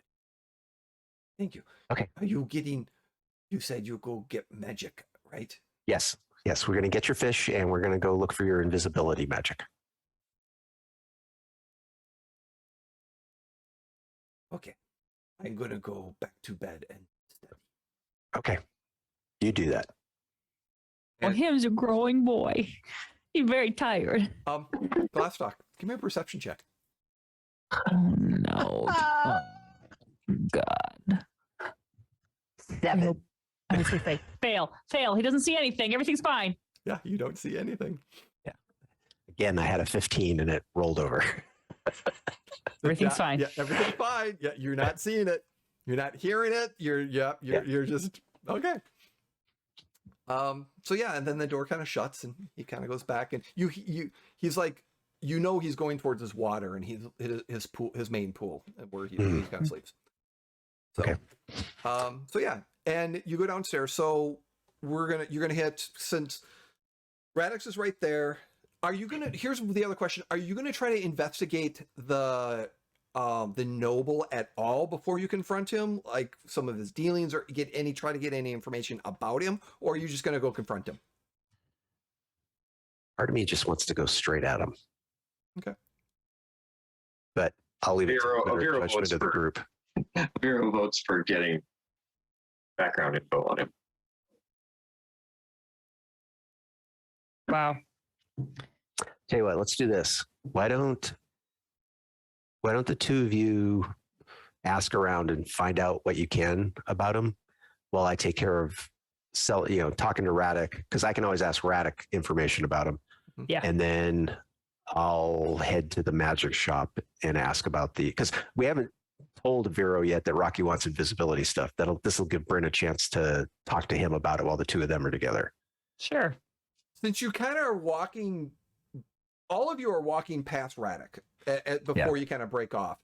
So as you're walking past Radek, Glastoc, you're going in, and the two of you are just going to keep walking, right? Mm-hmm. Okay.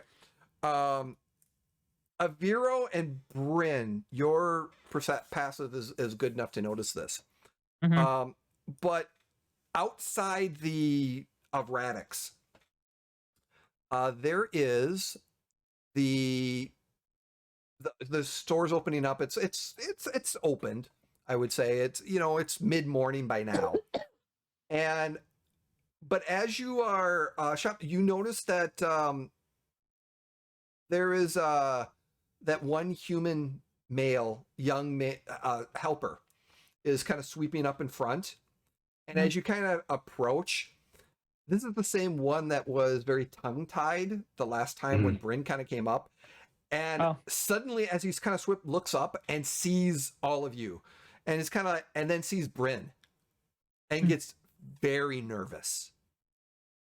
And he's just kind of looking back to back, and he's just kind of like, "Oh, he's got a crush on Brynn." That's adorable. And he's just looking. Hello. And turns around and runs back in. Oh, that is adorable. That is awesome. Oh my god! I kind of look over at Avira and I just shrug. I look over. What did I miss something? What happened? Shrug. You clearly missed something. What? I'll explain later. All right. So we'll take care of. And where are the two of you going to go to gather information? Would the local government office have publicly available records? Yes, you could probably search that, and Aviro, being the very astute of legalness, could find some information depending on how well he rolls. Okay. Brynn, the dancing dryad might also be a good place for information. Brynn is just starting to get the spring back in her step. It's late enough in the day. And she would look at Aviro and be like, well, you can go comb through the books, and I will comb through the dancing dryad. What? Information. There are no books there. You sweet boy. And I like slap him gently on the cheek, and I'm like, I'll meet you back at the Wicked Goat sundown. All right, that sounds good. Good luck finding nothing. And I say, my view will be better than yours, and I like wave, and I am on my way already. Okay. Better than mine. Do you have any idea the sheaves of parchment I'm going to get to go through? Better than mine. Oh my god. Glastoc. Amazing. Yes. Amazing. One thing I forgot to mention. Mm-hmm. You went down for breakfast. Yes. You came back up to your room. Yes. Rocky, you had your interaction with Rocky. Mm-hmm. And then you start leaving. As you start leaving, you notice one thing for sure. There is a small smell coming from the corner of your room. Oh, God. As you walk away, as there's a pile of poo. Prestidigitation. Yes. Turn back is fair play. Enjoy. Your turn. Because, oh, by the way, folks, I have a 40-point list of all the Rocky mishaps that could happen in a room. Oh, yeah. And I roll them on every night to see what potentially could happen, or every day, depending on what could happen. So good. And I thank That's so so much good. for all the influence of people that on Discord that helped me pile that. They gave me suggestions on putting that list together. Which brings us to this point. As the two of you start walking away and Glastoc is walking in, Glastoc, as you put your hand on your axe to kind of bring it up a little bit, you notice a chew mark. Oh, God. On the handle of one of... Do you have a hand axe? Yeah,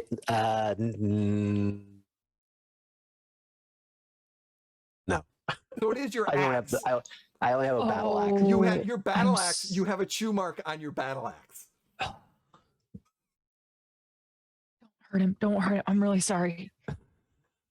Is it wood or is it leather wrapped? It's probably leather wrapped. But it's at the top by the where there's a little bit of a chew mark. That's why you didn't see it right So it's away. up by the blade. Yeah, by the blade. Yeah. Okay. It's not. It's a little deep, but it's probably a mend spell will take care Is of it? Yeah. Well, I can't cast mend. I can cast prestidigitation. Oh, someone who could cast men. That's That's a only shame. you. Yep. Meh. Someone else. But anyways, you notice this as you're walking into Radix, and behind the and you can see that as you kind of come in, it's pretty busy in the morning. Radix kind of helping around, and that young man is kind of standing there and kind of looks very nervous. And Radix is, what? Glastoc! I knew you were in. And he's like, you're fine. Just stalk the wheat. Go ahead. Go. Good help. Glastoc, Yes. what can I do with you? Radek, my old friend. Yes. I have some more items that I'd like to get your expertise on. That's what I'm here for. Excellent. And what we got for today? So I put the chainmail down and the two-handed sword. Oh. And as he's looking at those, then I set the gems off to the side, and so that the bag kind of opens up so that he can see them. Ooh, you've got a pretty good haul there. Yeah. Like to tell you what. Give me a fair offer on the chainmail and the sword. And if you could tell me the value of these gems, I'll give you whatever I will let you keep whatever you would have given me for the sword. You're very generous today. I like you. That's why I like you, Glastoc. You've been good to me so far. I want to keep our relationship, as professional and as courteous as possible. So awesome. And as he's kind of looking at it, and he's like, whoa, you see joy, like unexpected, like, wow. He's like, this is excellent craftsmanship. Where did you get this? Well, if I told you the whole story, you wouldn't believe me, but I found it out in the swamp. You can imagine, this is old. This is very old. This is a good few hundred years of good quality metal. Huh. And it's normal steel, but it's definitely quality metal.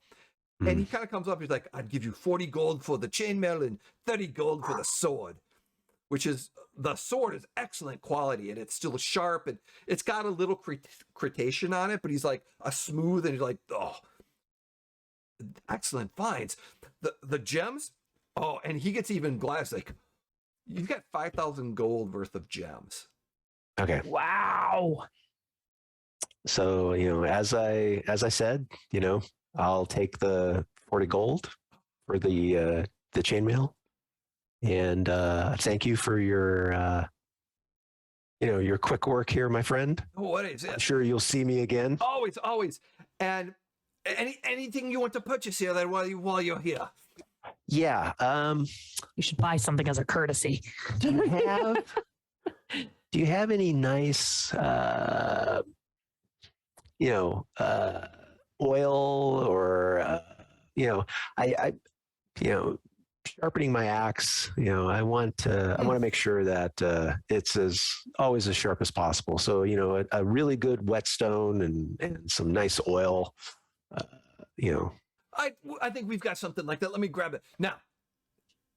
I'm not going to be offended if you go to the Emporium to get other stuff, but I'd like you going here because there's another shop called the Emporium that has. He's like, the Wayward Emporium. It's a magic shop that sells sweets and general potions. Yeah, but it's not run by dwarves. Nope, not run by dwarves. Yeah. It's run by a interesting family from another campaign. Spoiler. Awesome. But as he's kind of sitting, he's like, up. He yells up, "Talk!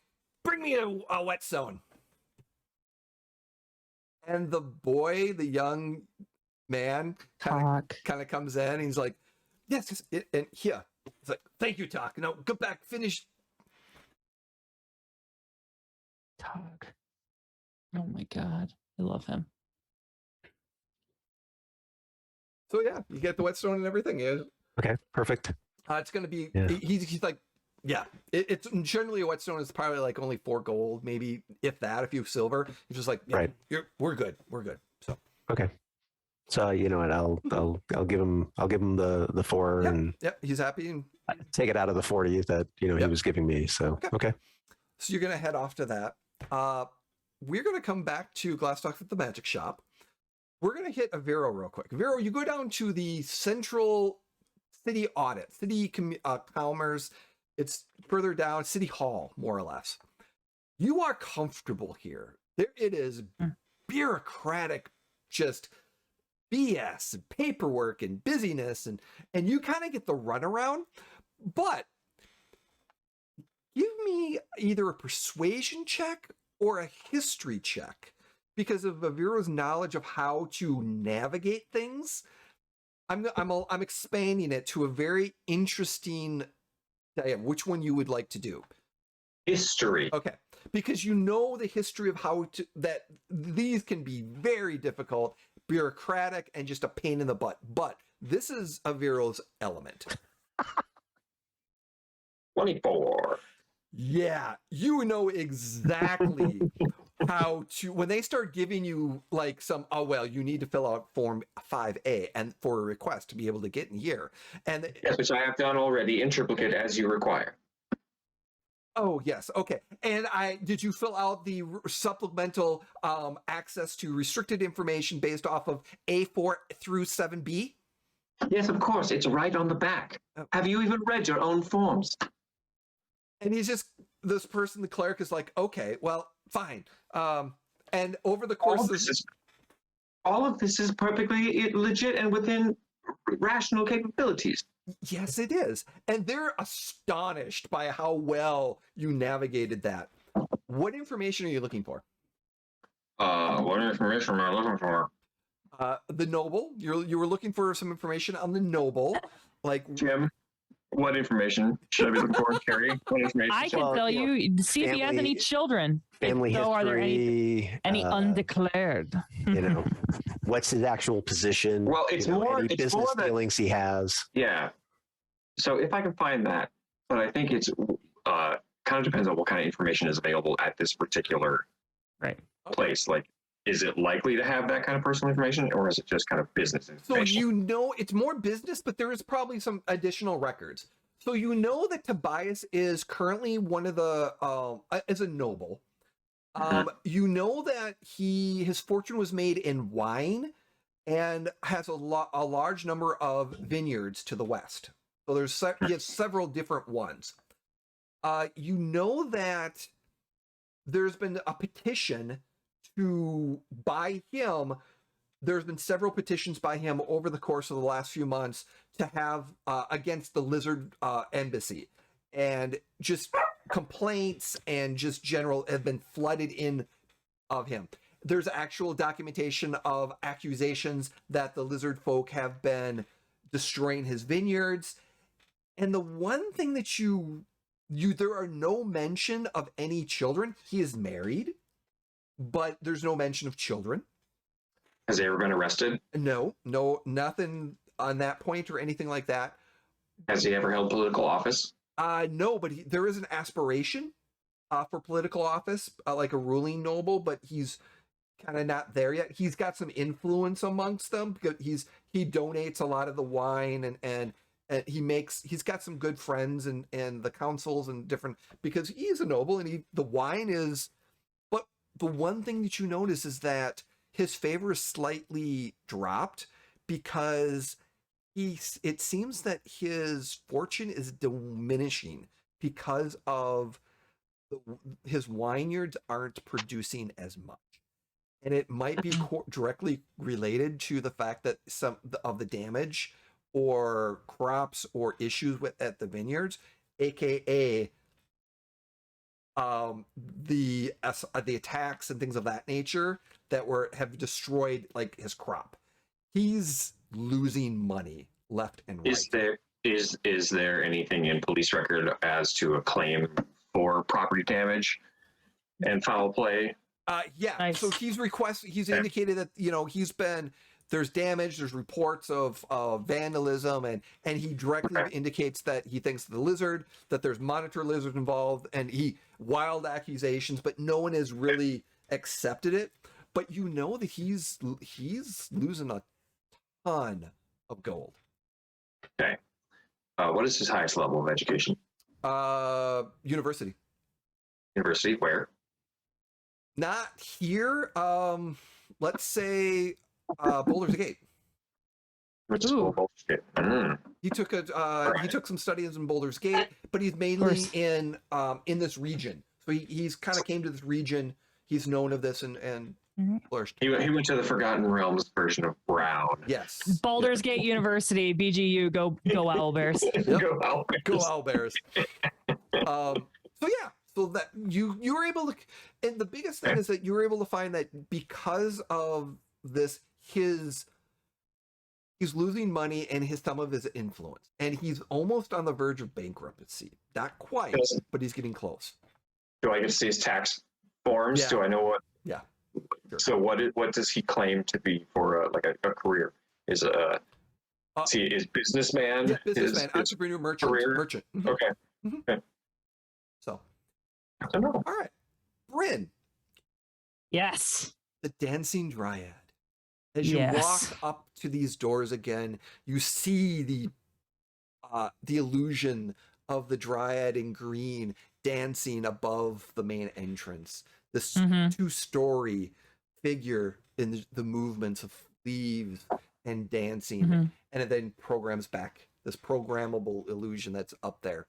And as you walk in, that smell of smoke and interesting scents and also perfumes all kind of loft in the gambling tables. And it's midday, so I mean it's active, but it's not too active because So what would you like to do when you come in? I guess I would first make my way to the bar, and just kind of like sit there, and I would order a drink. And do they have waffle fries? I will say, if so, yes, they do. I would like waffle fries with truffle oil. Perfect. Sure, we'll have that. Phenomenal. And that seasoned sour cream to dip it in. And boom boom sauce, 100%.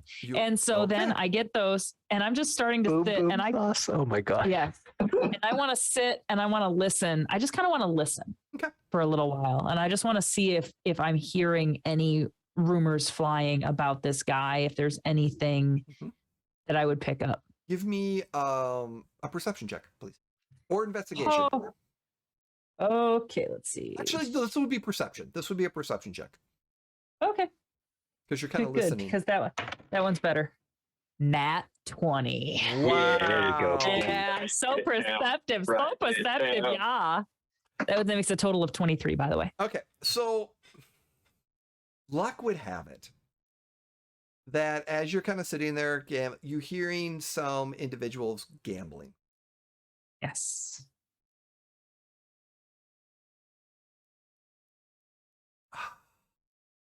Ooh. Somebody mentions the ranger. The ranger that you met that was destroying the vineyard. Someone was talking, and that guy's name popped up about, has anyone seen him in a while? And someone's talked about, oh, he's on some, he said he's on some mission and thing that he's involved in and stuff like that. Yes. Awesome. And as what other information were you looking for specific? I guess Brynn would be like specifically listening for like family matters. Like Brynn would be like, are there any rumors about like another woman? Are there any rumors about bastard kids? You know what I mean? Like Brynn is not as concerned with the bureaucratic side of things as Arivo would be. She's more concerned with like the drama. Gasp drama. And over this conversation, they're talking about how he's working for some scorn lover, which is not something you already know this, but they're definitely talking about it. And there's kind of the rumor, there's like, yeah, they're not getting into a lot of detail about it, but they're definitely, exactly who they're talking about.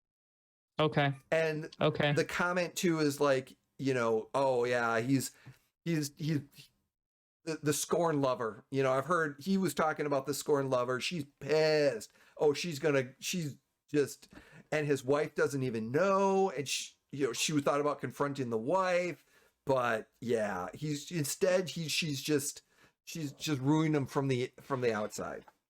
Do I ever get a name? Do I hear the name of the wife?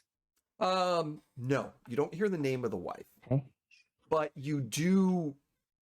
But in the other circles, because people talk about different things, you're going to pick up that name, no problem, based off of your role in another group, because there's information here on like all the councils and things of that nature. You would find out. Actually, Avira would be able to have the name of the wife and everything else too. Perfect. But you're awesome. kind of picking that up. So yeah, definitely, she's a florist. Helps out. But no, actually, she's a noble woman. So do I get the idea that like everybody kind of knows that there was this other woman? Like it's just sort of common knowledge almost? Not really. It was, it's rumored, but the fact that what you get is that the story is, what goes around is that a pregnant affair went wrong, got pregnant, and then a nobleman just brushed her off and just made it that, and it's a scandal of like, yeah, it happened, really a noble would do that, and like, yes. So it's, you don't get direct names, but it's definitely it's the top story of gossip that this has happened. Awesome. Okay. I guess the only other thing that would catch Brynn's ear would be like, I mean, anything she could leverage against him, like any kind of like crime or like kind of like a bureau, like jail. There's rumors and different that he's taking out a loan to cover his. So you're hearing different things about, and it possibly through some unscrupulous avenues. I was going to say, who's he taking the loan from? Okay. Yeah. Do I ever get a name of the debtor?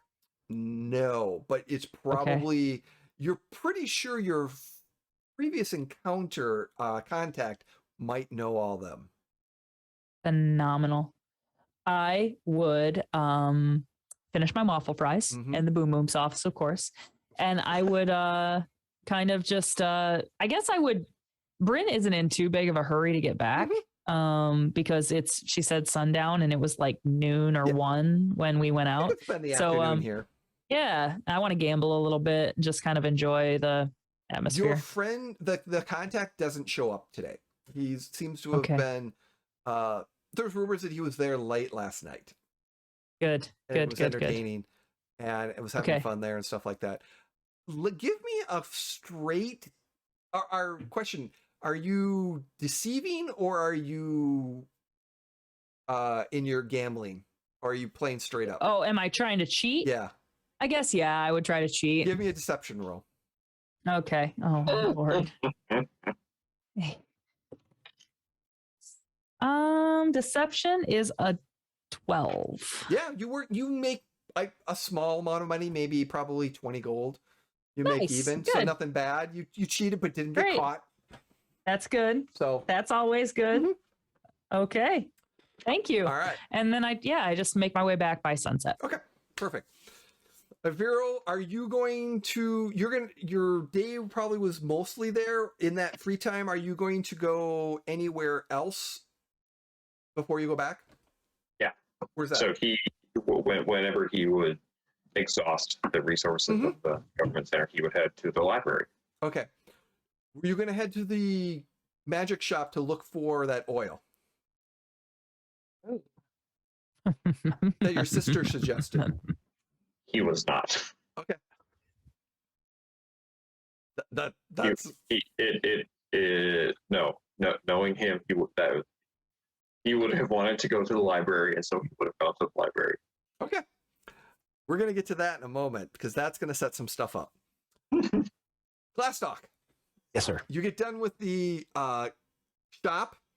Mhm. Talk helps you out, gets your info. You leave. The little boy is all he doesn't seem to be nervous around you, and he's fine. He kind of goes, and like I said, he's 17, 18 years old. At least appears that way. Right. He appears to be human. Mhm. So, anyways, as you're going off, you go to the curio shop. Yes.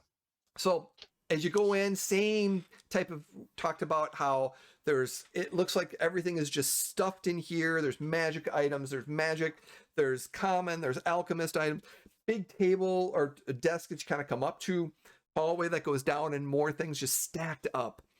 And the assistant's there. One of the assistants, the main person is not they're in there right now, probably off doing something. So there's one of the other assistants that's there and greet you welcomingly, a human female, like fairly beautiful, dark black hair, and very nice outfit, but nothing too revealing or too over, just very business. She's like, welcome. How can I help you? What are you looking for? Yes. I was hoping to purchase perhaps a ring or For you or for someone special? well, it's Jay, have you worked at a jewelry store before? I was gonna say, my God, that was like just a good line. that was way too smooth. Yeah. Immediately. RP. Wow. Yes. Acting. It's well, I'm looking for something for a special purpose. Oh, well, we are a magic shop and we do have purpose. Yes. What purpose are you looking for? And some people would possibly frown upon this type of magic, falling into the wrong hands of how it could be used. Kind of looks over. A little bit in the necrotic. No. Nothing like that. No. But people aren't fond of invisibility at times. Only if you're using it improperly. Well, that's my point. And some places, they're a little more judicious on how that type of magic is handled. True. Very true. But anyway, so what are you looking for specifically? well, if you have a ring, that would be of invisibility. Oh. Ooh. That is a pretty penny. And then he shows the bag of gems. Oh. Well, this is a good down payment. Oh, I'm sure. Yes. A ring of that renown will be about 10,000. Yeah, that's kind of what I figured. Now, if that's a little... Do you rich, have access to one now? No, I don't. I would have to see what our retailers in Boulder's Gate or one of the other cities would have. Okay. Do you happen to have any potions of invisibility? He's just about to offer that. Wow. You are you reading my mind? Oh, no. Well, we do Well, have... she flirting with Glastoc? we do have in our private staff 2 of those potions currently available. And how much would they be? 200 each. Well, tell you what, my dear. Oh, charmer. And Glastoc's going to really turn on the charm here. Oh, Little persuasion, if need be. I like to imagine the art of this is him like with his elbows up on the counter, but his feet are dangling, and it's like standing and looking, sitting on like a bar stool, and he's exactly. He'll pull out 500 gold pieces worth of the gems. Oh. And say, if you can check in on a ring and how quickly you can get here, I can easily pay the 10,000. Just so I understand what you're saying. You can pay the 10,000 now, or within reason, and we can order. We'll see about ordering you one. Well, I mean, if you're saying you can actually produce one It would within a certain period of It time, would take probably maybe 2 weeks. 2 weeks. Maybe earlier, depending on how quickly we can get it. How much you want to pay more to get it expedited. And he'll up his gem amount to 1,000 now, and say, well, as a down payment to start, just so you can let me know how soon you can get this. If there's one readily available and we can get it sooner, that would be fantastic. Or if one has to be manufactured, then you can let us know, or let me know how soon that can be made. I'm staying at the Wicked Goat. The name is Glastoc Steelcloak, and you can send a message there. Definitely. I think we might be able to get one sooner, but as she kind of pulls the 1,000, it probably would be about 11,000 more. 11,000 more. We could probably get it here in 11,000 more, or 11,000 total.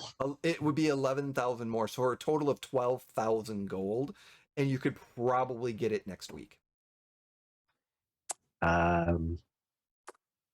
So now he'll actually just leave the gem bag off to the side and say, well, I mean, if you can get it that quickly, and just give her a nice big smile. I think we could. For that amount. This is a good, partial payment. If pay upon delivery. Of course. We will be in touch.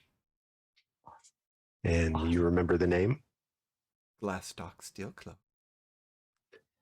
That is great. Thank you, my dear. That is You are great. welcome. And so, does she produce the 2 potions? Yep, she produces the 2 potions. Glastoc, give me a perception check. God damn you, Jay. I love Everything was fine. You're gonna do well. I know it. Got a good feeling. Here we go. 20, baby. Nat 20 or No, just dirty 20. 20. Awesome. I was due. Yes, you were due. As Yes, you you're were. walking out, there's a shelf that's kind of close to the door. You see different things coming out, and there seems to be a jar and magical components on these shelves and stuff like that.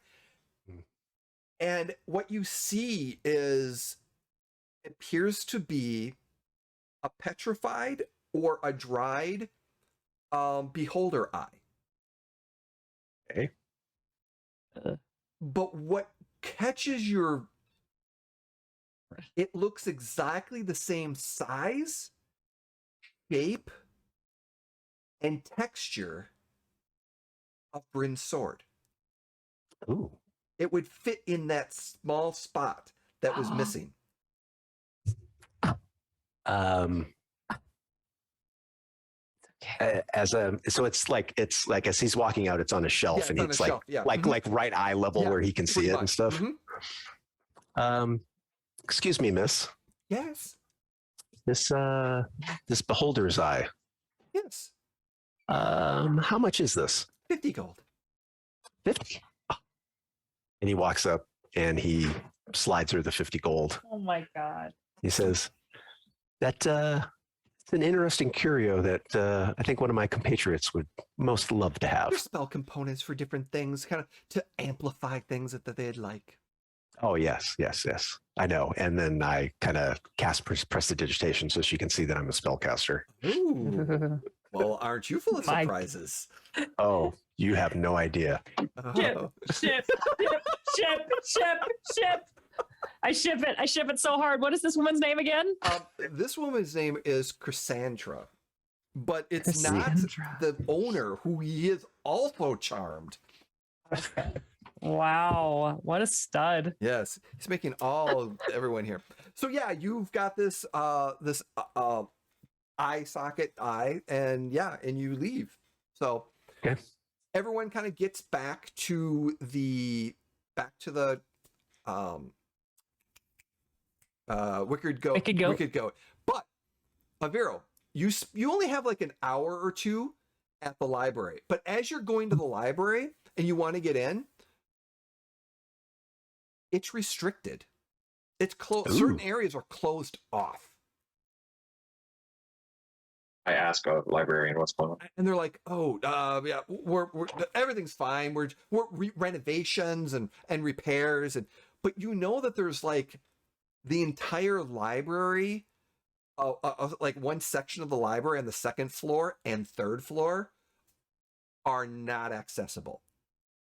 And what kind of renovations are you doing? We're being all fine and just we've got some stuff on, and clearly she's like, he is pressing her hard for details because he is actually very interested in what they are doing. She is not. She's putting up the fence. There's like another, because there's like two large section libraries, and when it comes to this, like the first level, second level, and third level, and the like one of the main levels and stuff like that is accessible. The second and the third levels are not. Mm-hmm. And he goes and he finds a different librarian and asks them what the renovation is that's going on. There's nothing here. As you're pressing this, you hear a familiar voice. The wizard that you met previously. The assistant to... The assistant, yes. To the guy. Mm-hmm. And you hear him call out to you. Vito, is that you? Hello. Crap, I'm trying to find my notes. What is his name? I want to say... Yeah, I'm not remembering my name either. Let me grab my notes are right here too, but of course it's taking me a while to grab them because we're Simon. Hey, Simon buddy. Yes, that's right, Simon. Nice. Simon Silvercowl, apprentice to Malar, the master of the Mage's Guild. That is okay. So Simon, he's like,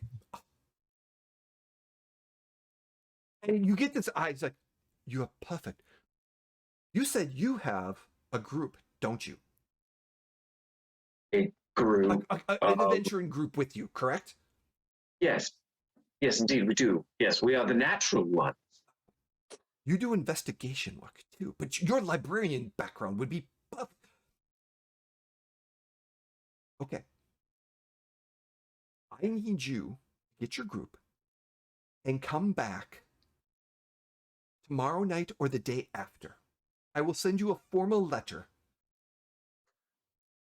And when you get the letter, I got to make sure, but when you get the letter, you'll get an invitation. Once you get that letter invitation, we are hiring you for a job.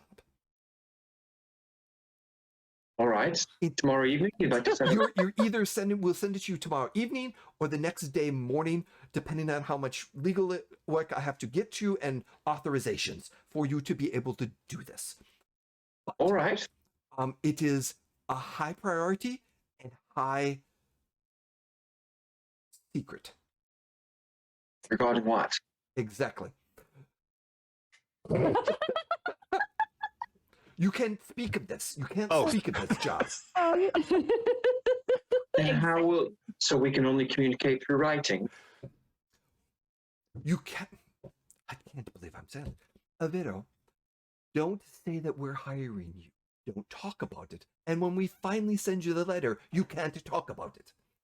Why not? If you're hiring me for a job, it's a legal contract. I'm legally obliged by the law enforcement. NDA. Discuss. What? We are sending you an NDA. NDA. Non-disclaim contract.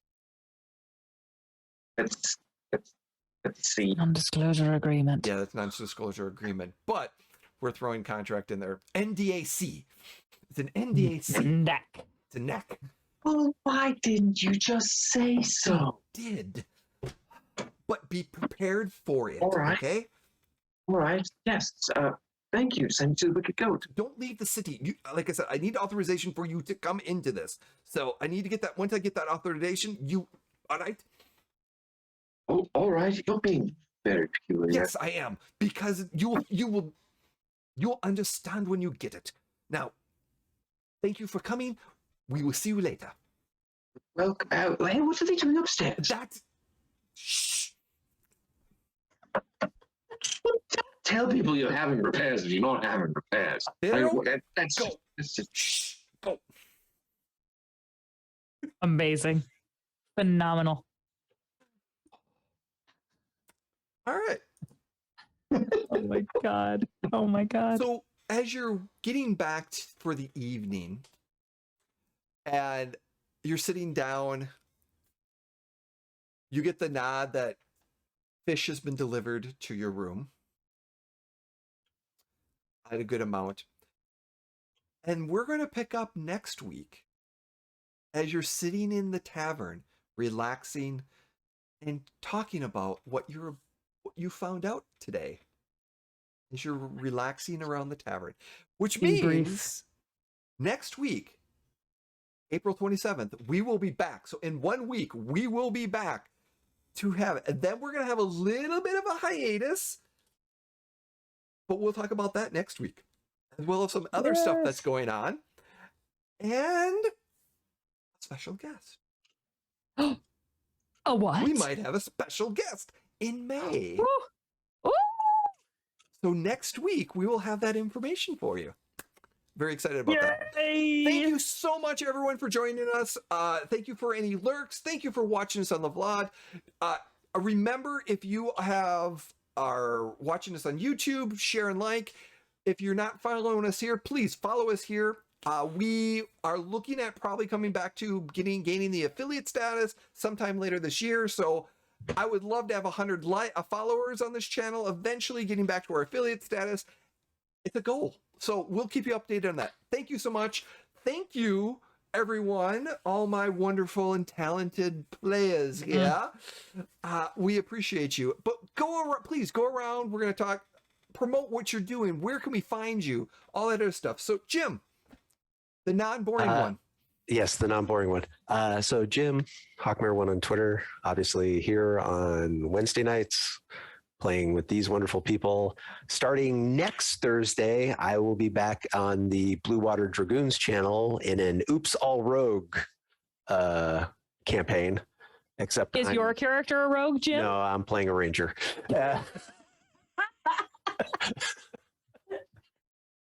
Oh. But everybody else is playing a rogue. So Amazing. somebody had to be the muscle. So and then somewhere down the line, I will be back on Sundays playing Star Wars Shadowport Adventures with Jay. So yeah. Awesome. Well, thank you. Hey, I think we have a technical issue going on. It appears that we might be offline, but I don't know if that's true or not.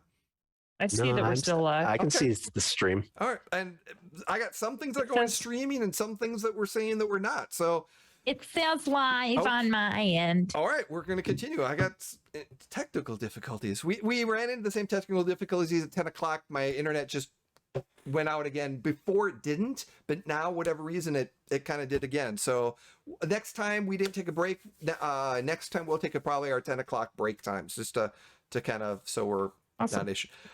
Preempted. So thank you, Jim, so much. Jeff, how about you? Anything? Well, see, Jim, this is why you're not the boring one. You actually have things to say at this part of the show. I got nothing to say at this part of the show. Carrie, what do you got? I am Carrie, and I am here, and I'm excited to be here. You can find me also on Monday nights on Mini Terrain Domain. I am playing the Candlekeep Mysteries over there.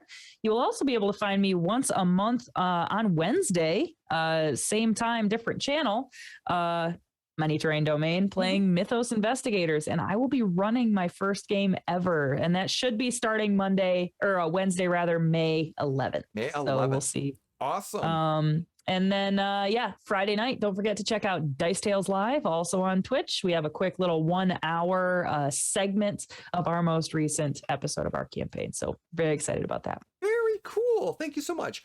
I'm Jay, also known as NeoFed3 on the socials. You can catch me on Saturdays at the Gilding Light channel for our Champions of Eclipsia, which is in the afternoon with our wonderful and talented GM Kurt and our wonderful and talented group of players. We are having fun with this in a very creative, very dark realm. So it's been a lot of fun. So I'm very excited that we're going to be back on that. We're extending our season 1 should be coming to an end shortly and over the summer, and then we'll be picking up season 2 when that comes out.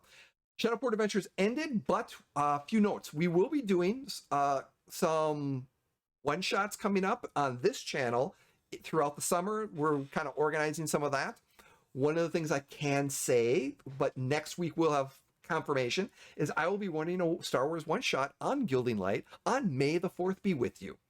We have some awesome special guests joining us for that game. We will have announcements and promos next week. I'm hoping to be able to share all that information with you. I have some very, very talented people that I'm very excited to GM for. It's a bucket list of mine. So yeah, I've gone from bucket list of playing at tables to bucket list of GMing people. So it's going to check off one of those wonderful bucket lists. That's awesome. Nice. And then MTD is going to be hosting some stuff later in June that I might be a part of, some one shots. So we look forward to that. So keep on the socials. We'll share all that wonderful good stuff. Season 2 of, like I said, a lot of stuff going on. Some more stuff with this channel. So I'm looking at expanding this channel with some more shows and some other stuff here and there to kind of get things going. It we'll see. So look for us for more this summer, this fall, things of that nature. But thank you so much for joining us. We appreciate you. And we're going to leave you before we're going to raid also. Ashenworks is working on a long charity thing that he's doing right now. So we are going to raid him. He is an awesome player. He's played in several games that I've been in. He is a great GM. He is if you haven't followed him, please follow him. We're going to raid him in a moment. But before I leave, the thing I like to say and share is, be kind and don't be a jerk. Thank you, everyone. Bye. Have a good evening. Take care and bye.